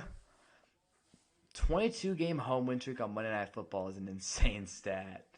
First and 10. Rodgers blitzes in. He throws underneath. Passes caught by Metcalf, who tried to dance around and make people miss. He gets a few yards out of that. There's DK. DK. If you guys are listening, man, again, be sure to click the subscribe button. Here we go. 2nd and 5. Rodgers screen pass to Washington. He is taken down low. Jack Jones out there made the tackle. 3rd and short coming up.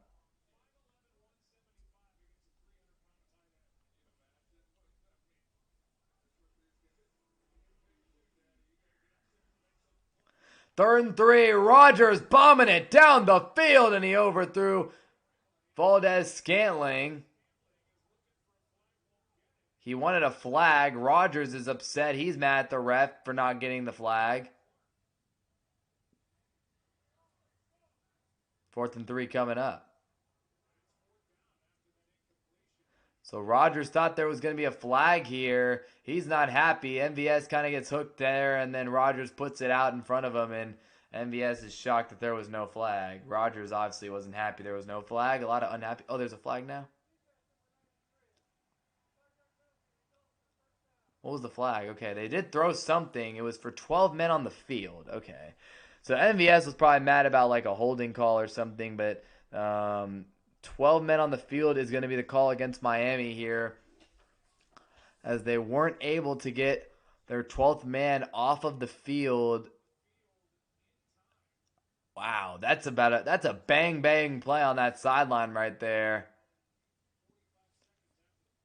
That is a bang play on that sideline, and the Dolphins just weren't able to get that 12th guy off the field. So now it's a 1st and 10, new set of life for the Steelers. Here's Rodgers from their own 35, Freiermuth in motion, and Rodgers is going to hand the football off up the middle. Gainwell bouncing around. He's got a 1st down. Another good gain for Gainwell. He's having a really good day here on Monday Night Football. Definitely helping someone out in their fantasy league tonight. Again, if they were counting on a 10-point game from Kenneth, he delivered. Wow.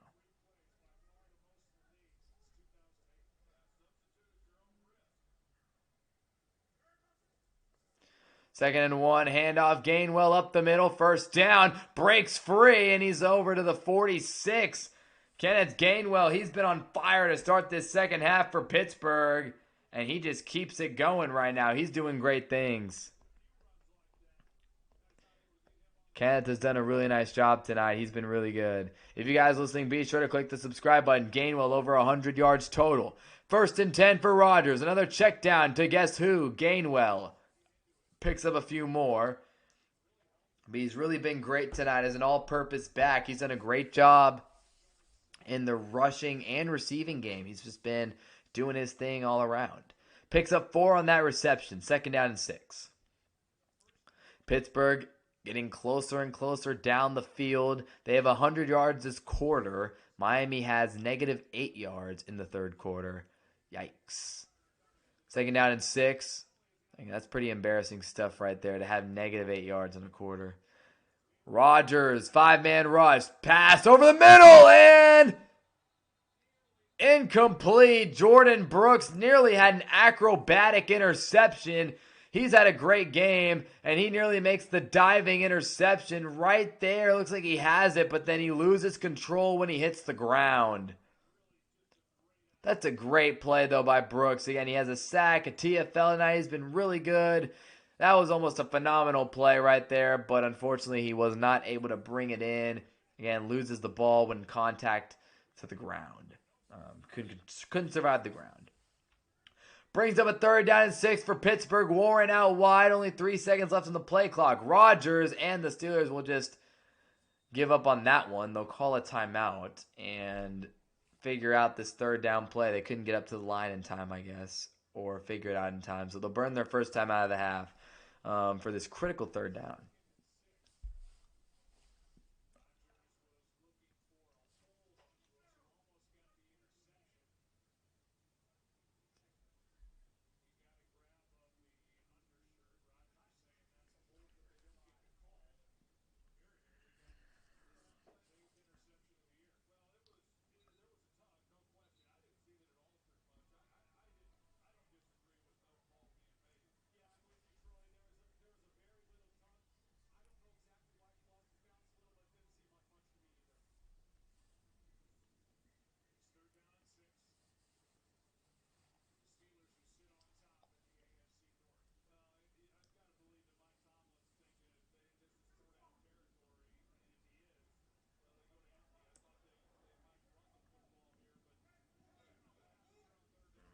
Here we go. 3rd down and 6. Rodgers in shotgun. Here we go. Empty set. Rodgers passed over the middle. Caught by Freiermuth. And Rodgers dicing up this Dolphins defense in the second half. Hits Pat. And the Steelers keep the chains moving. That's just what they've been doing. They go empty look here. DK's going on a streak down the field. And Freiermuth is left open. And no one picks him up. Linebacker, I think that's Brooks there, who immediately bails down the field. And again, leaves that soft spot open for Pat Freiermuth, who gets down the middle. And again, Aaron Rodgers, 2 incompletions on the night. Just ridiculously efficient. 1st and 10. Under 6 to play in the third quarter. Rodgers, handoff, Gainwell, trying to get outside. He is going to be stuffed in the backfield by Minkah Fitzpatrick, the former Pittsburgh Steeler, with that play right there. Great tackle from Minkah. And it'll bring up a 2nd down and 11.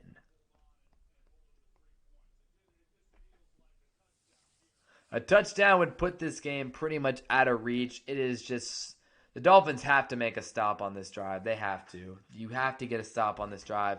You have to hold the Steelers to 3. A touchdown and the game's over. I'm not going to lie to you. Steelers have double the yards of Miami. Over 10 minutes more time on possession. Double the plays. They've just been the better team. 2nd and 11. Rodgers. 4-man rush, navigates the pocket, fires downfield, incomplete. Freiermuth, the intended target. Rodgers just danced around that pocket again. Rodgers not exactly the most mobile, but he's played the game for so long. He's great at navigating a pocket. That's what he's learned how to do so well. And right here he navigates it. As Bradley Chubb's coming in, Matt Judon's bringing some heat, and he navigates around it all, and he ends up making a throw that at least gets it out there. At least it puts a throw out there. Steelers have Dylan Cook at left tackle in his first career start, and the Dolphins really haven't done too much to Rodgers tonight, honestly, with Cook in the game. 3rd and 11. Dolphins show blitz. They send 4. Rodgers, middle of the field, and it's caught by Metcalf. That was a tight window throw. Metcalf's going to score. Touchdown, Steelers. Unbelievable throw by Rodgers. And that was a tight window throw. I thought at first it was nearly intercepted. And then DK ends up shoving a guy off him and scoring. That's unbelievable.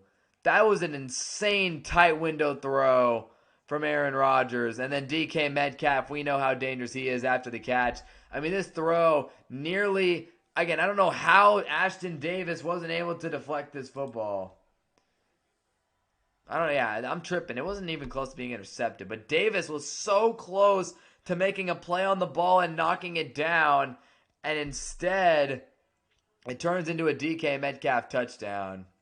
If you're all listening, be sure to click the sub button. Unbelievable. DK shoving Minkah off of him. Takes a guy's ankles. Makes a man miss.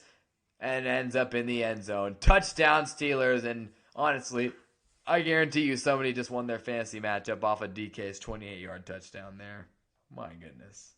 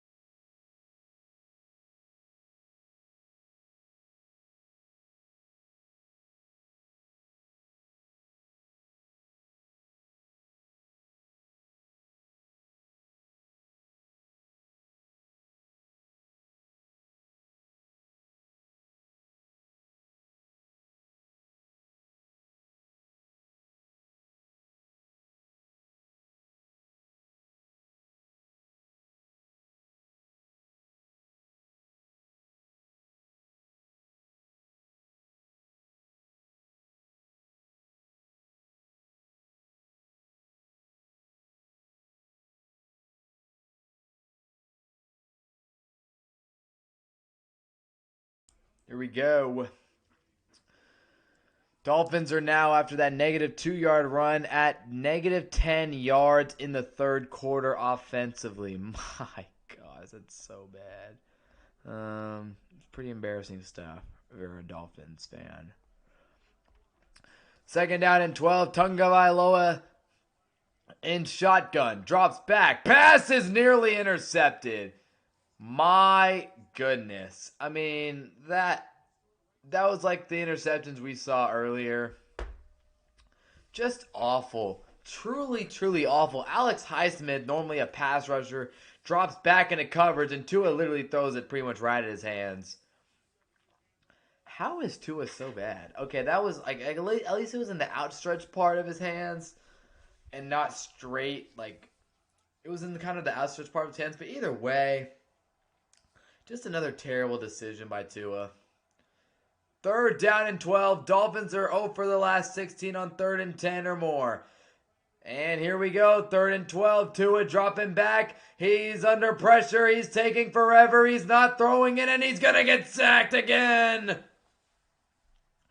He's just so indecisive. Peyton Wilson gets the sack for Pittsburgh.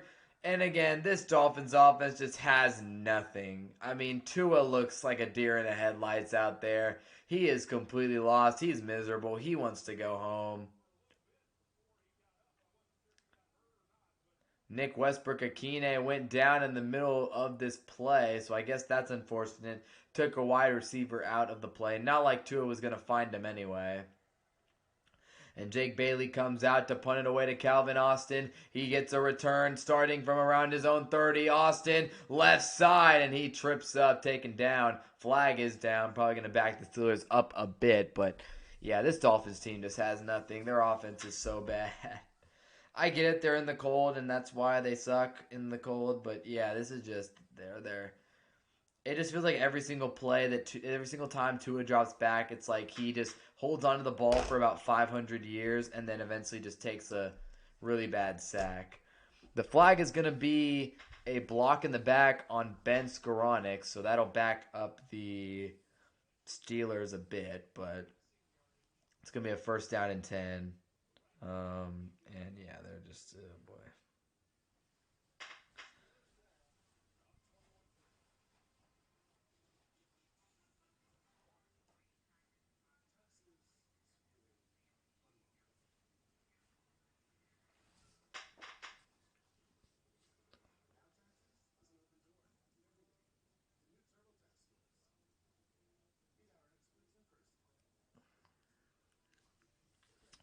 I would just hate to be a Dolphins fan. They've been playing such good ball, and then tonight it's just been ridiculous.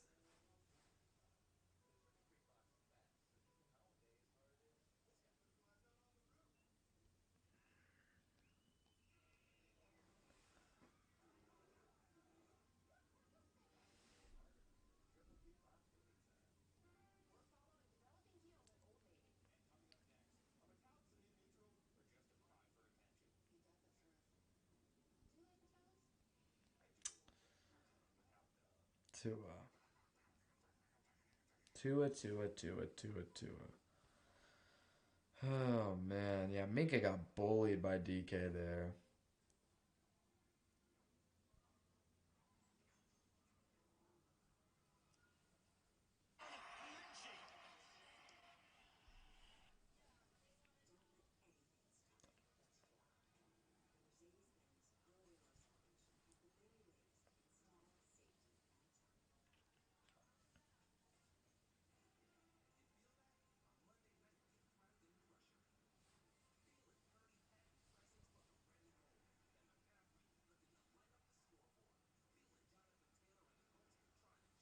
Mm-mm-mm.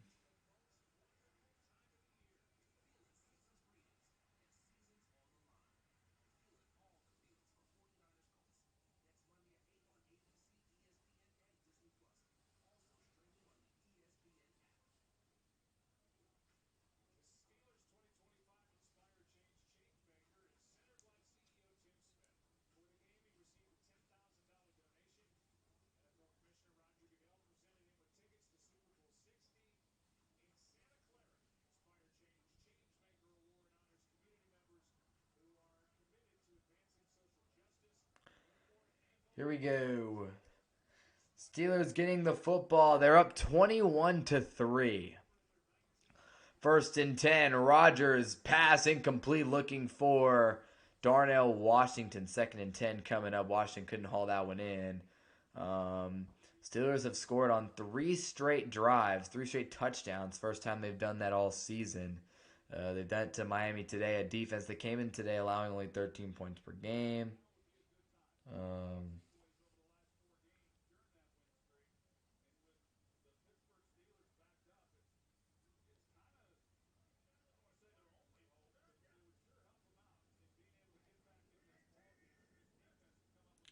Second and 10. Hand off to Warren. He is going to be stopped there at around the line of scrimmage.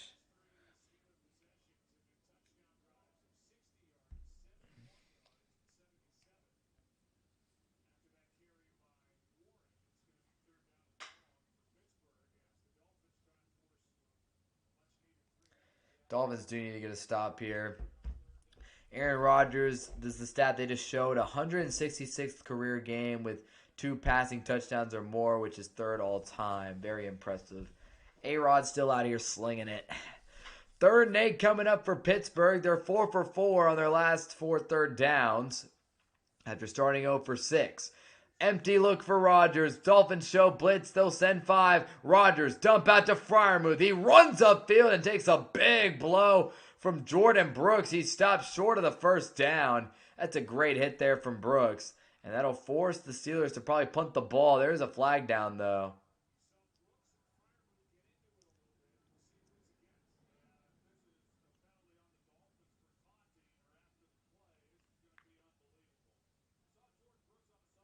Mike McDaniel looks mad. I think it's going to be taunting on Brooks.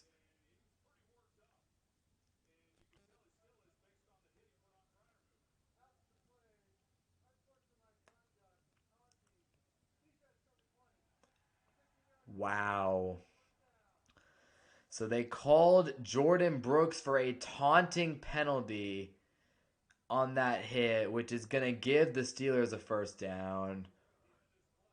I mean, this is just it was a great tackle and a great play, and he just had to stand over him and show. But I mean, I get it. It's probably soft, and I'm never a guy who really likes taunting calls in the first place. Again, I don't know what was said here. It doesn't look like he did too much, to be honest. I don't know about that. Again, maybe he just said something crazy, but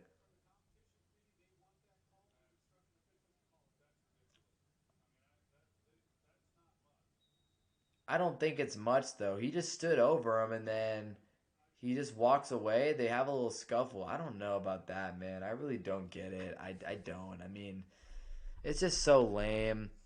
Why does the NFL try to just take bro, they're grown men. Just let them talk some trash to each other and say some crazy things, man. It's not a big deal. So that gives the Steelers a first down. Rodgers handoff. Gainwell trying to cut it back, and he does. Kenneth Gainwell getting a good solid run out of that, 7 yards, I believe. So the penalty on Brooks for the taunting is going to give the Steelers an extra life, and they're looking to take advantage here. A 9-yard run from Gainwell on that first play. I was completely wrong about that.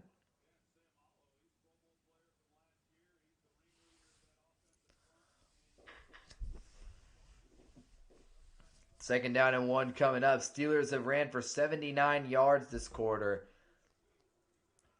And another run to Gainwell. He's got the first down. What do you go, Kenneth?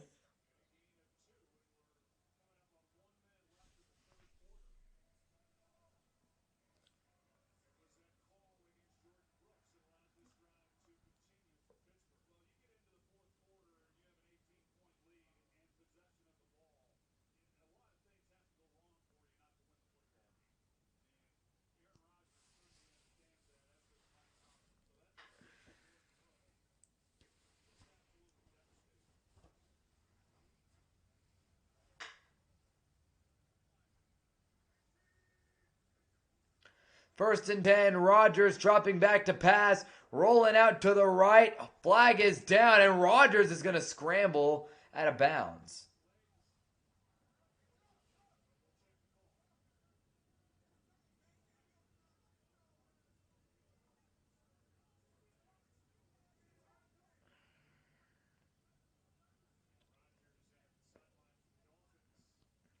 20 seconds left in the third quarter.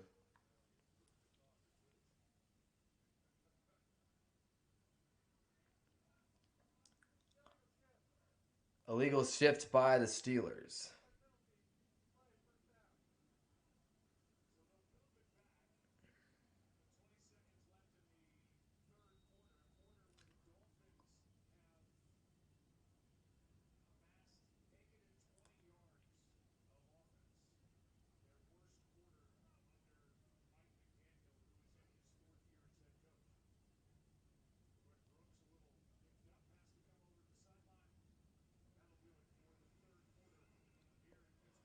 Third quarter comes to a close in Pittsburgh.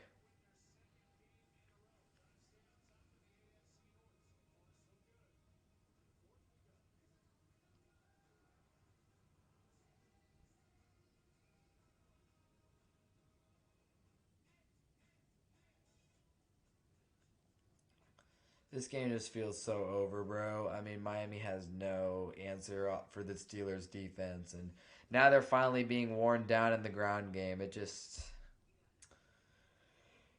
not going too well for me.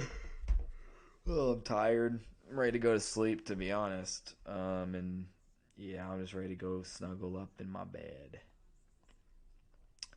If we're being honest. But yeah, just shout out to the Steelers tonight. They've played really well. Tomlin's got them boys ready and coached up tonight. They've played a great game. They've really just come out and they've been the far superior team to the Dolphins tonight. It hasn't even been close. Tua has no answer all night. They haven't been able to establish A-Chain that well. It's been rough.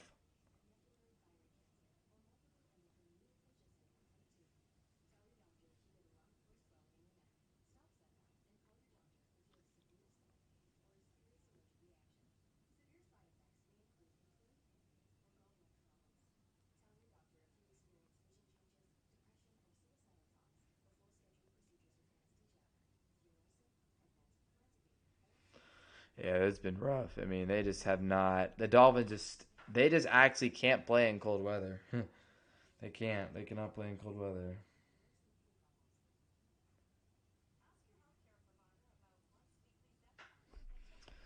It is really a phenomenon that's real and true. Is that the Dolphins like actually just cannot play in cold weather, which again is unfortunate for them because for the rest of the time they'll be in the AFC and they will be in a conference where you're gonna have to win games in the cold.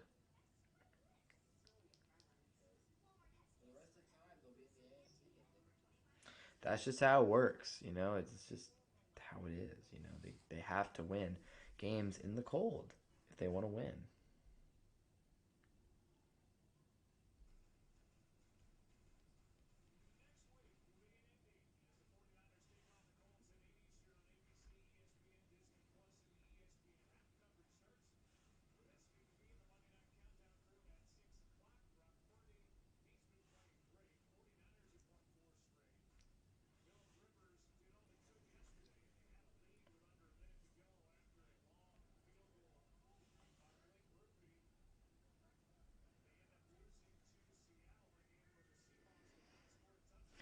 First and 15, Rodgers over the middle, passes caught, Fryermuth across the 30.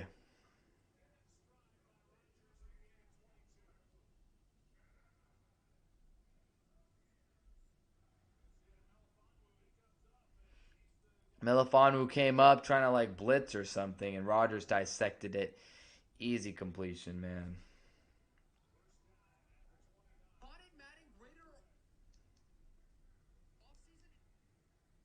Here we go.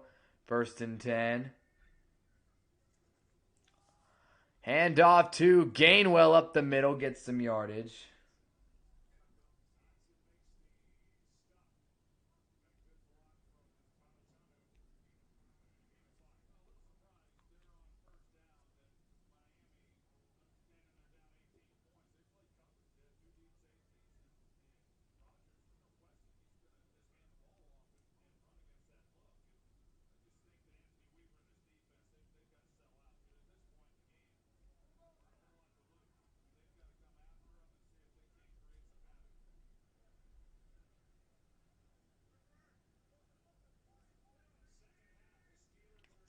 Second and 5. Rodgers. Little pass out to Warren out of the backfield. He's inside the 15. My goodness.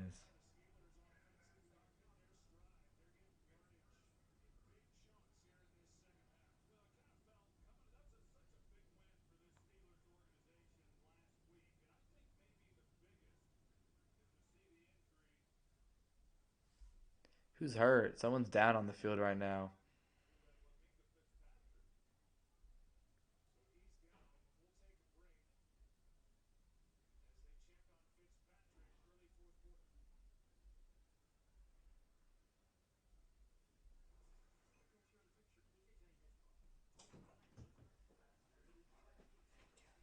Just chilling. Yep. Yep. Right, don't stop. This one's just pretty much over. It hasn't been the most entertaining football game. Hopefully the college football playoff games I'll be streaming this week will be a little more entertaining. But yeah, if y'all are listening, man, be sure to click the subscribe button. And yeah, we got some more football streams coming, so if you enjoy what you're listening to, let's get it done.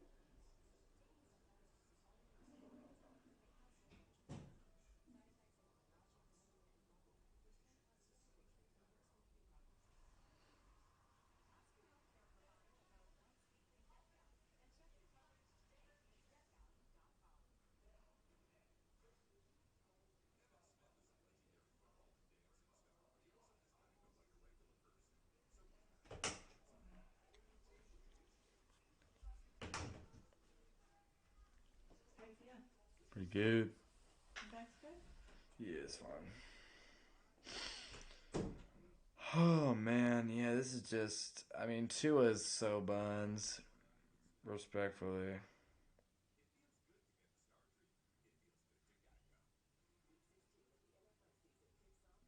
Yeah.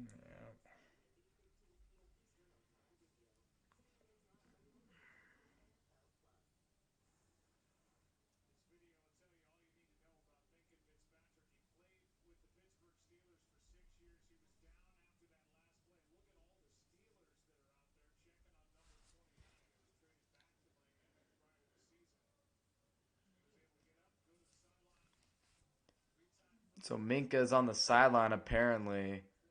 But yeah, it's just been... Aaron Rodgers has been doing his thing tonight.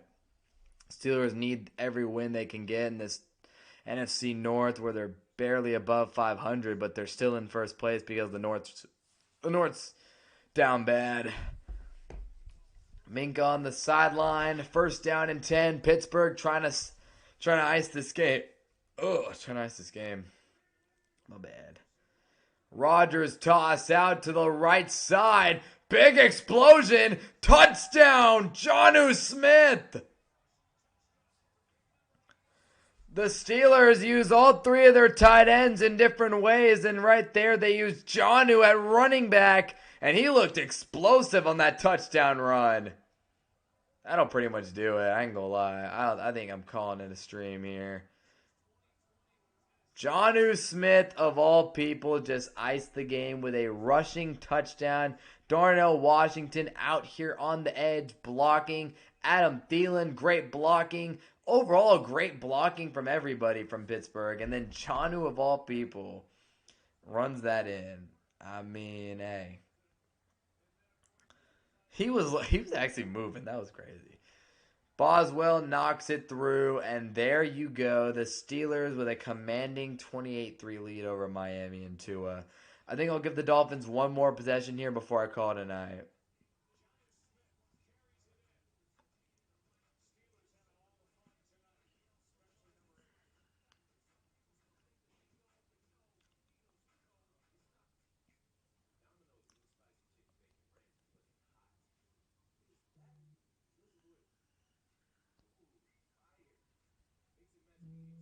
Receiver is pretty good.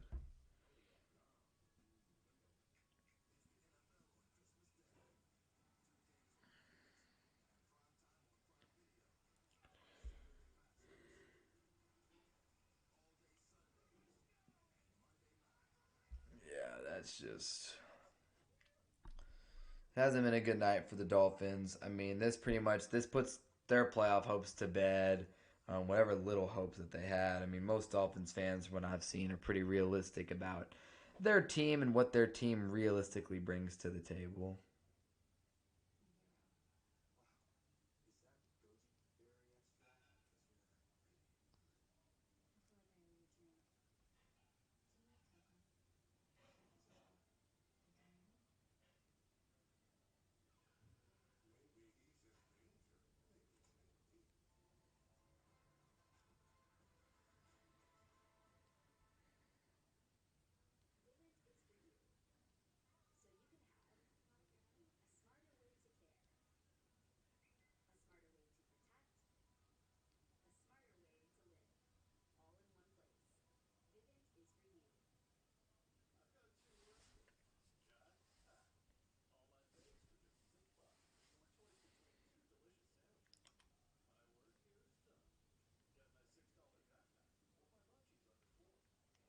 Yikes.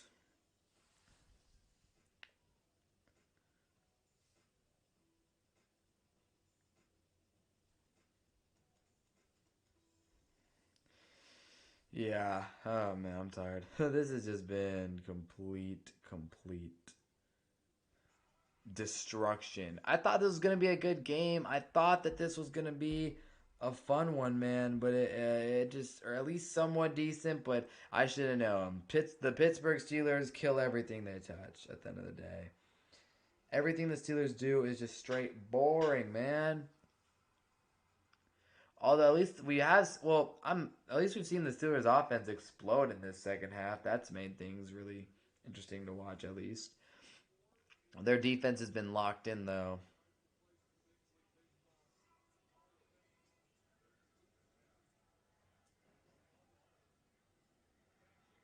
So here we go. Miami returning here. Decent return. They get to the outside there. That is Eskridge. Dwayne Eskridge got to that outside.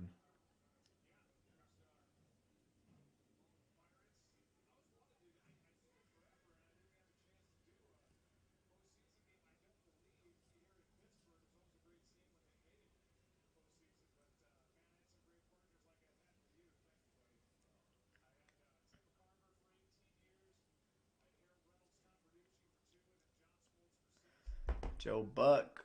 Talking about Joe Buck right now. Apparently he's up for an award or won some award. Joe Buck, one of the GOATs. First down and 10. 12:50 to go. Tunga Vailoa dropping back. And he's just going to check it down to A-Chain. So the only people happy are Devon A-Chain fantasy managers as A-Chain gets the first down.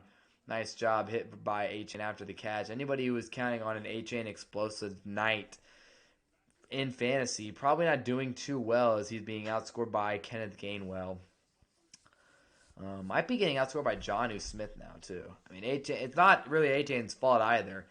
That first down by A-Chain just now is the Dolphins' first down since 6:58 left in the second quarter, which is embarrassing. 6 first downs to 22 in favor of Pittsburgh. First and 10, they're right around midfield. Tunga Vailoa toss to A-Chain, trying to find a crease, and he does. A-Chain stays up and picks up another first down. So there's A-Chain starting to finally get the football and get things going. Sometimes it's as simple as getting your best player the ball. Also, Jalen Waddle just has been a complete non-factor tonight as well.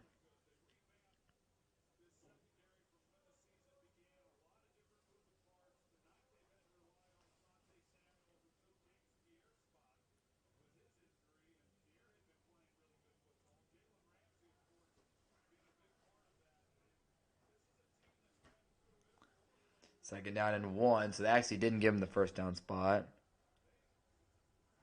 And Tunga Vailoa dropping back. Left side is the field. Pass is caught. There's Waddle. Speak of the man, and he appears. Jalen Waddle And he is down after the play and looks like he's in some discomfort.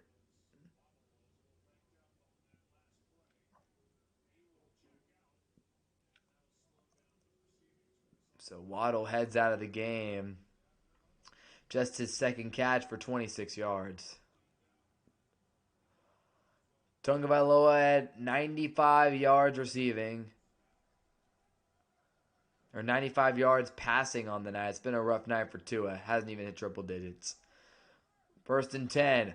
Dolphins are in empty. Tua drops back. Going down the seam. Pass is caught by Waller inside the 10-yard line.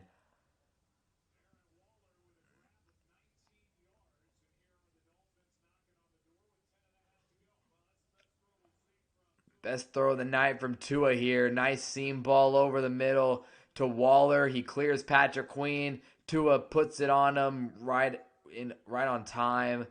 Again, one of the rare throws Tua's made tonight that's actually been on time and in stride. And he floats that one right over Queen. That was actually a really good throw. They're at the 6-yard line. A-Chain in the backfield. Fancy managers around the world hoping. Tagovailoa drops back, looking, pressure. He's spinning around. He's got to get rid of the football. Tagovailoa throws it out of bounds. A-Chan.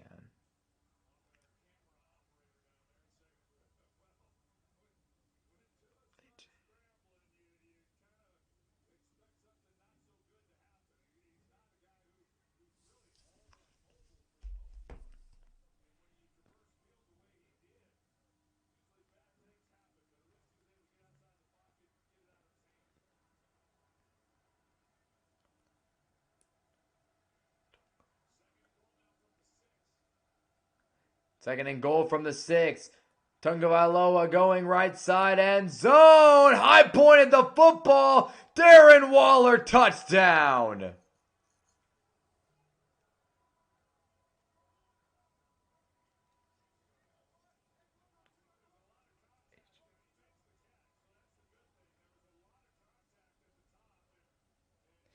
So Waller gets into the end zone. Again, great job high pointing this football in the corner.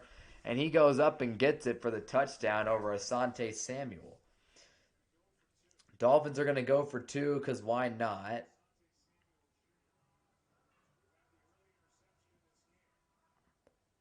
Trying to make this a 28-11 game. I guess make it a 17-point game. I don't know. Dolphins have only gone for 2 once this season before this. Here we go. Tagovailoa takes the snap, looking left, throwing out of the end zone, incomplete. So Waller on Ramsey. Ramsey played the coverage, and again, Tagovailoa just never really, that play never stood a chance. But Darren Waller gets the Dolphins their first touchdown of the night in the corner of the end zone. A great play by Waller. Guy still got skill, man. It's actually crazy. Darren Waller's still actually a pretty productive NFL player. For being retired, unretiring, and just coming back, he's actually still a very good player. Seen him and Phillip Rivers unretire recently.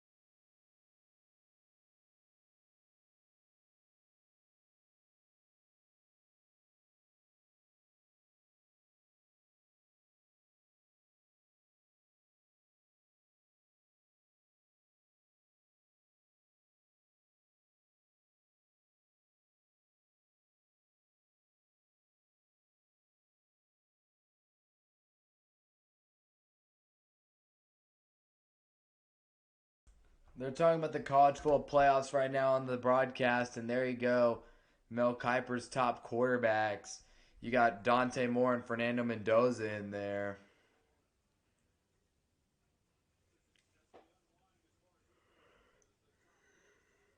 He drafts in Pittsburgh. Rodgers toss out to Warren here on the left side. Second and 9. We'll bring up a third down.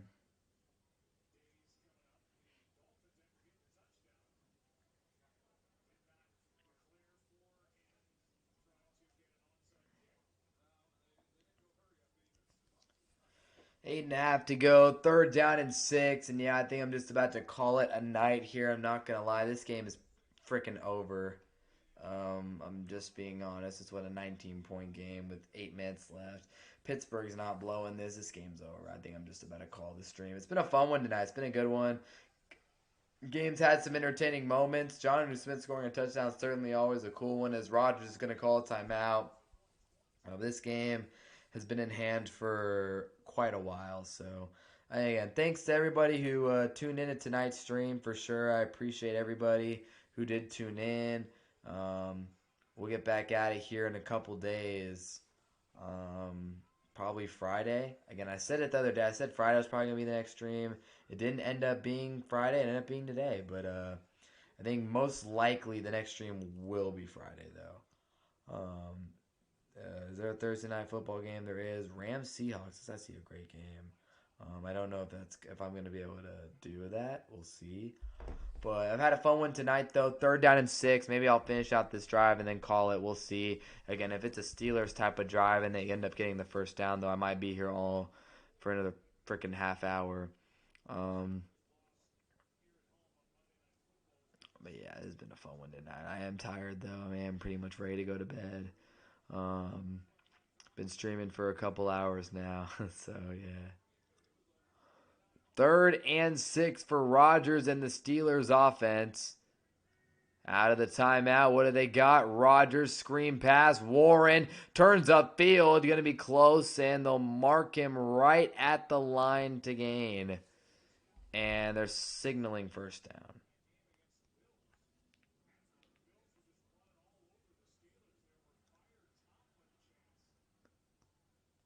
There were Fire Tomlin chants. I heard those. I heard about those. That is crazy. I mean, Mike Tomlin he's been a legendary coach for Pittsburgh, and while they've been consistently mediocre for quite some time. Oh, wow. The replay assist just came in, and they were going to rule Jalen Warren short, so the spot wasn't very good. Warren is a good half-yard short. Yeah, it's going to be fourth and about half a yard here for Pittsburgh. Tomlin going to make a decision here.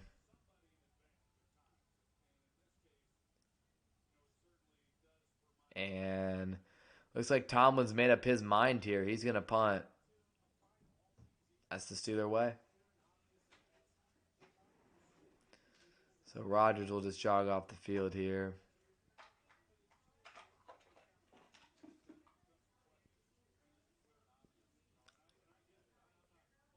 That's an interesting decision. I mean, most teams probably go for it, but Pittsburgh's pretty conservative. And again, with a 19-point lead, don't want to jeopardize anything, give the Dolphins free field position. This punt is going to pin Miami back unless Malik Washington can make something crazy happen. He gets to the 15, and Pittsburgh will bring him down. So punter did his job, flipped the field, and now we'll see if Tua can If the Dolphins don't score a touchdown on this drive, I'm calling it a day. But yeah, Aaron Rodgers with an efficient game tonight. Threw the touchdown to Marquez Valdez-Scantling. What a touchdown there by DK Metcalf, too. The fantasy fallout of Monday Night Football is mostly, pretty solid for guys who, for people who had Steelers players. Gainwell has 19. How many does DK have? Aaron Rodgers actually has 17, which is pretty good. DK with 14 and a half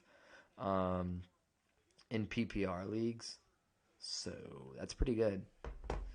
First and 10. right in the backfield. They run an interesting play. Tagovailoa checks it down out of the backfield to Jalen Wright. Gets a decent gain there. It's going to be a second down and short coming up right there.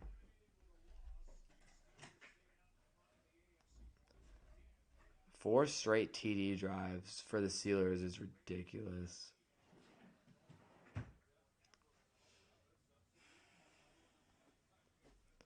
Second down and 1. Dolphins are officially eliminated from playoff contention with a loss. So to translate that, they're eliminated from playoff contention in 6 minutes and 40 seconds. Tagovailoa will drop back. Pressure coming. He sidesteps it, throws, and it's caught for a first down by Julian Hill. We got some chippiness after the play between him and Patrick Queen. Guess he didn't like that hit too much.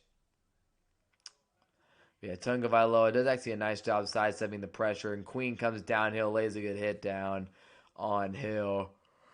What an empty seats in Pittsburgh tonight. I mean, I don't blame him. It's pretty miserable stuff out there. Patrick Queen with 7 tackles, 2 TFLs. First down and 10. Dolphins with very little urgency. Tagovailoa steps up, and he is going to be sacked by Cameron Hayward. And that's why there is very little urgency. I mean, you're down 19 points, 3 scores, under 6 to play. You're not winning this game. You're not going to come back. So the urgency is very little. Cam Hayward gets through the middle, just bull rushes into Tua, and gets the sack. Simple as that. If you're listening, be sure to click the sub button. It's been a good stream tonight. We'll be back for the college football playoffs this weekend. Probably will be streaming all weekend if I have my way.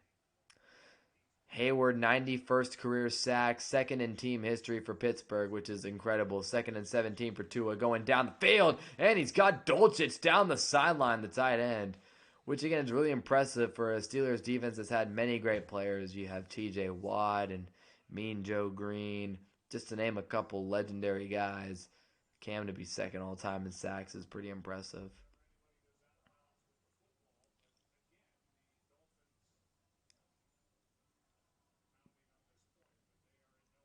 Yeah, the Dolphins are in zero hurry, zero rush. They truly, they know it's over. They know that they have no chance. You know what? Might as well just try to get one more touchdown in. Try to get a good drive here and build on some positives going into the next week, even though their season is over.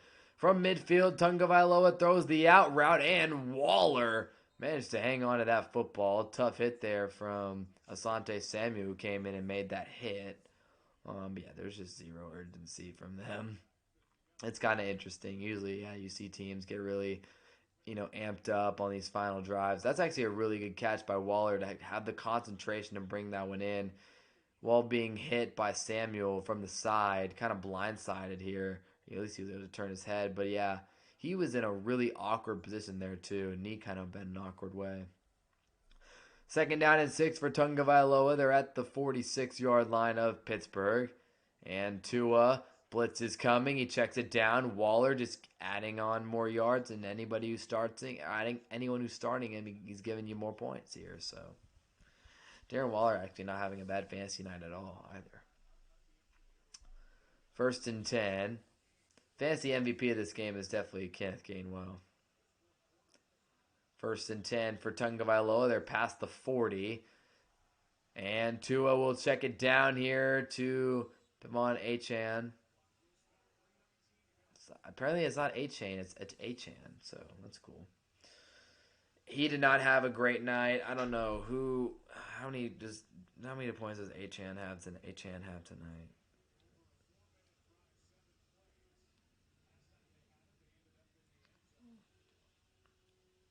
14. That's not even bad. Considering how bad their offense has been tonight, 14 is not even bad. 2nd down and 4 with 3:19 to go. Achane went out of bounds on that last play. 2nd and 4, Malik Washington in motion. And Tagovailoa looks right. Now he's going to step up and somehow he stayed up. And Achane's going to make the catch, make a juke, and Devon Achane's inside the 15. Somehow Tua did not go down on that play. I don't know. Again, I don't really know how he stayed up there and was able to evade that. And then he is able to run away, and he hits Achan, who's at 118 total yards from scrimmage tonight after that reception. 61 receiving, 57 rushing, and 118 total.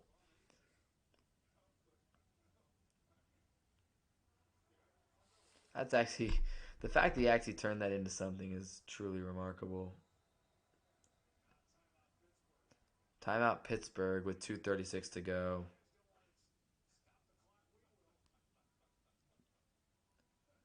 That's Pittsburgh final timeout.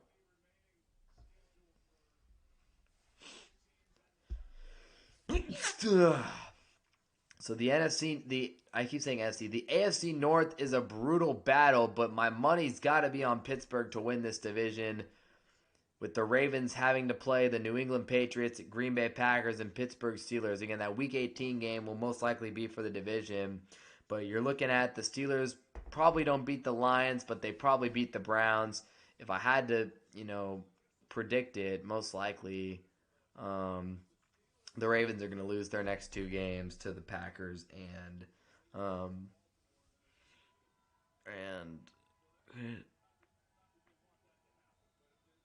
and Patriots. Yeah, Packers though without Micah Parsons could be a little more interesting, and no Tucker Kraft and Watson. Tagovailoa dropping back, has some time. Now he's going to step up, throw to the end zone. It's caught. Touchdown, Darren Waller, his second of the night.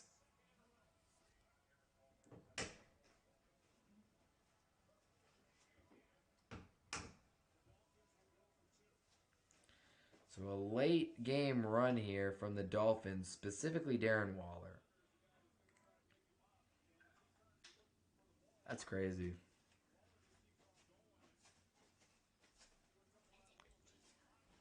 Darren Waller, man.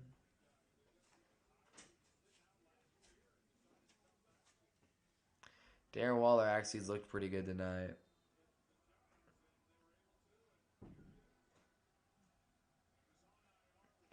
Two-point attempt here for the Dolphins. Tagovailoa looks right. He's drifting.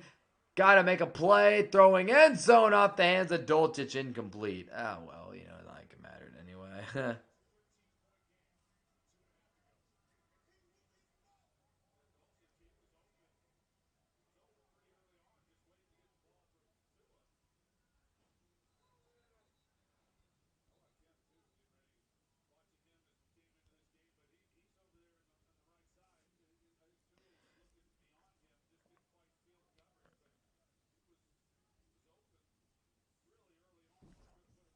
Yeah, Tua just unfortunate miss there. 2:32 to go. Again, shout out to Waller for his two garbage time touchdowns.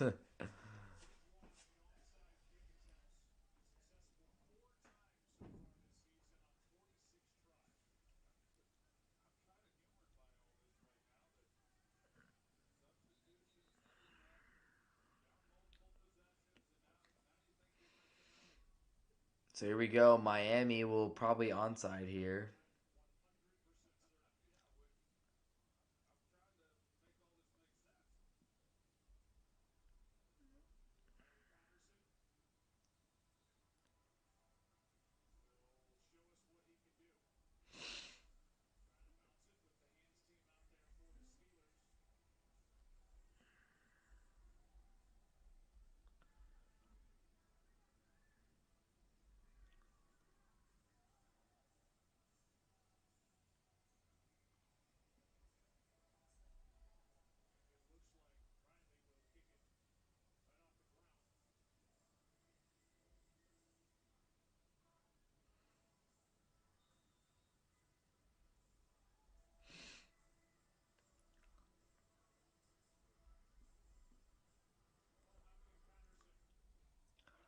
Onside kick bounces, and it took a weird hop, but the Steelers recover it.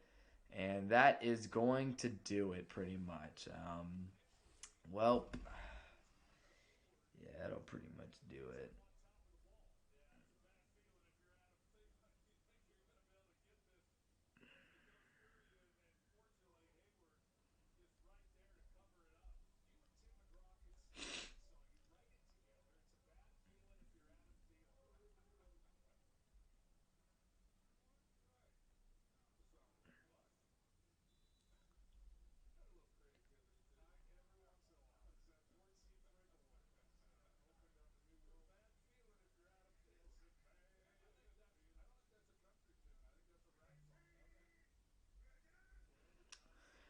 First and 10 at the 50-yard line, and Rodgers will pitch it out to Gainwell, who's had a good night. He'll get a few yards, and Miami is going to call timeouts here.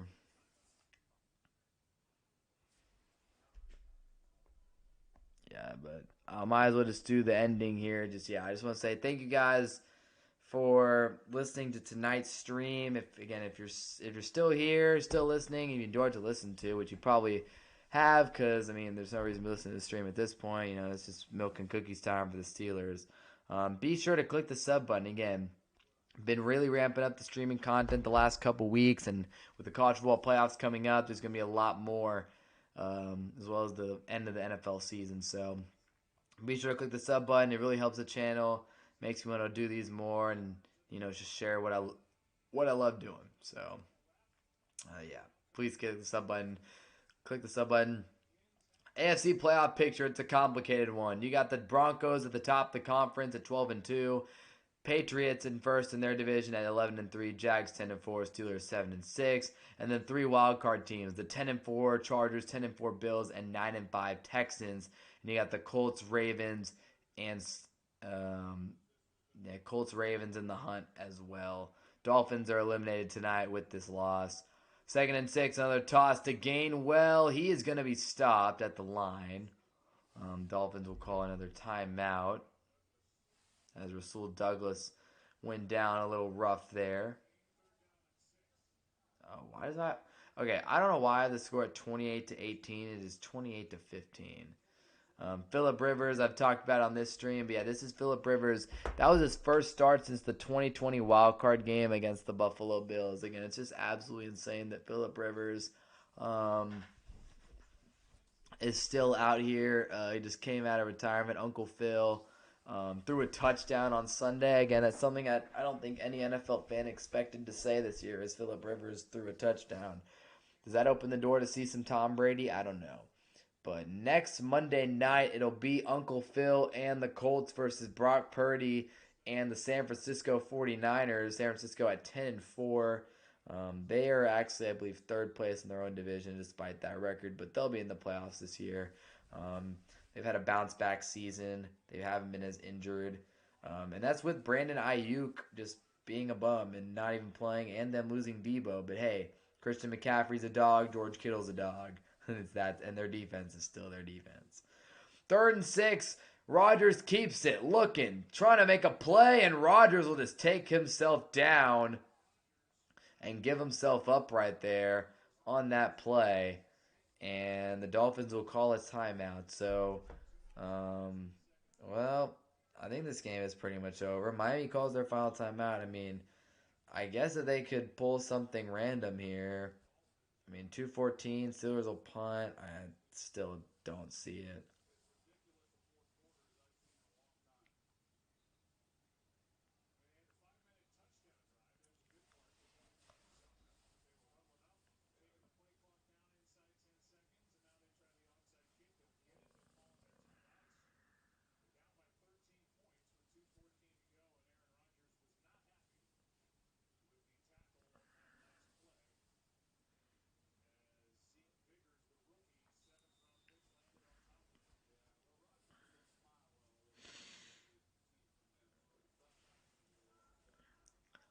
Steelers will punt the football, and this ball is going to bounce.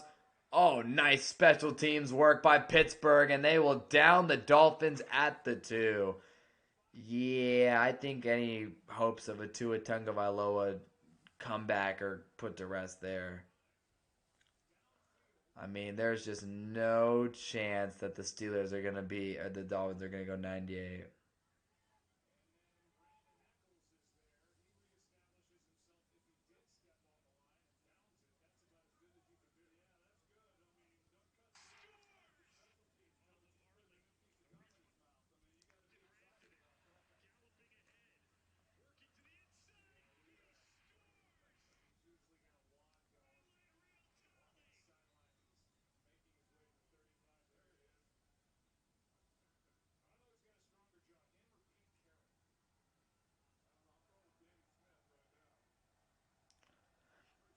Second and first and 10, 2:04 to play in this one. Tungavailoa and the Dolphins with no timeouts. And they're going to go A-Chain first play, and Devon A-Chan, or A-Chan. Devon A-Chan will get some yards there and take us to the 2-minute warning with a minute 57 to go.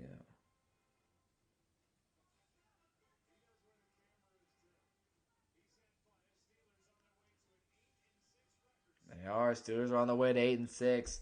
Tonight was going to be a pivotal matchup in the AFC playoff race, and the Steelers got it done.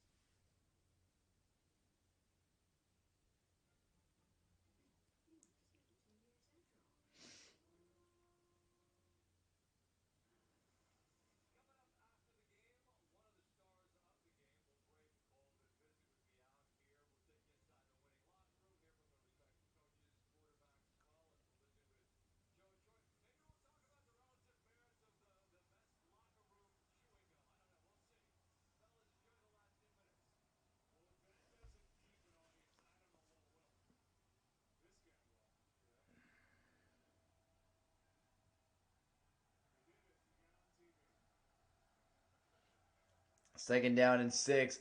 Tungavailoa throws over the middle. Pass is going to be caught here by Darren Waller for the first down, I believe.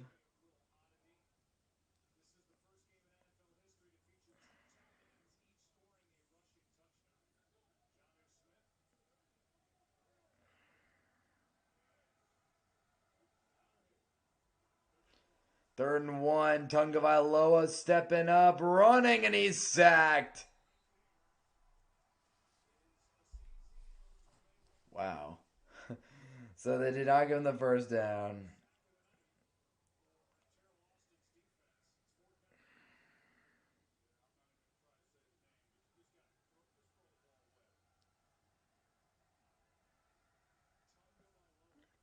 Fourth and 3. Tungavailoa check down to A-Chan, and he makes the catch for the first down. So the game stays alive just a little longer. And again, Devon A-Chan picking up another PPR point. He's up to 17. First and 10. Dolphins with zero urgency right now. 45 seconds. Tungavailoa looking and throws a check down, and it was nearly intercepted by Joey Porter. That ball got deflected off the receiver's hands. Like Westbrook Akine.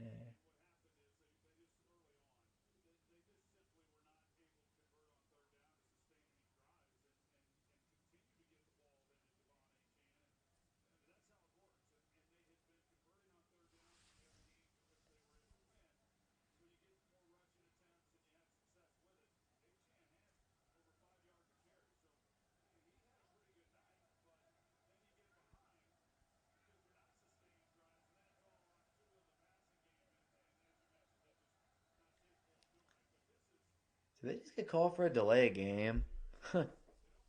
They actually just are just not trying at all. They just got called for delay.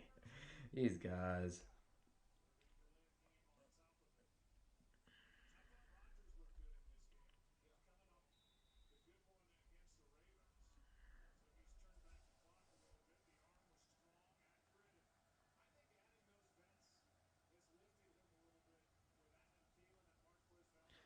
Second and 15. Tungavailoa checks it down to Malik Washington, and he will be tackled in bounds. And there's very little urgency from Miami right now. Maybe a little bit, but there's under 30 seconds left.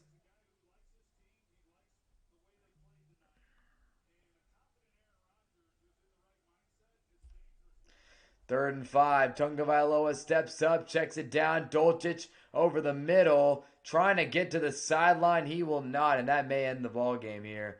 Only 9 seconds left. Steelers are ready to run out on the field and celebrate this win. And that's it. Clock is at 0, and that's the ball game. Didn't think I was going to finish this one out, but hey, we did. Thank you guys for watching the stream tonight. Hope you guys all have a good one.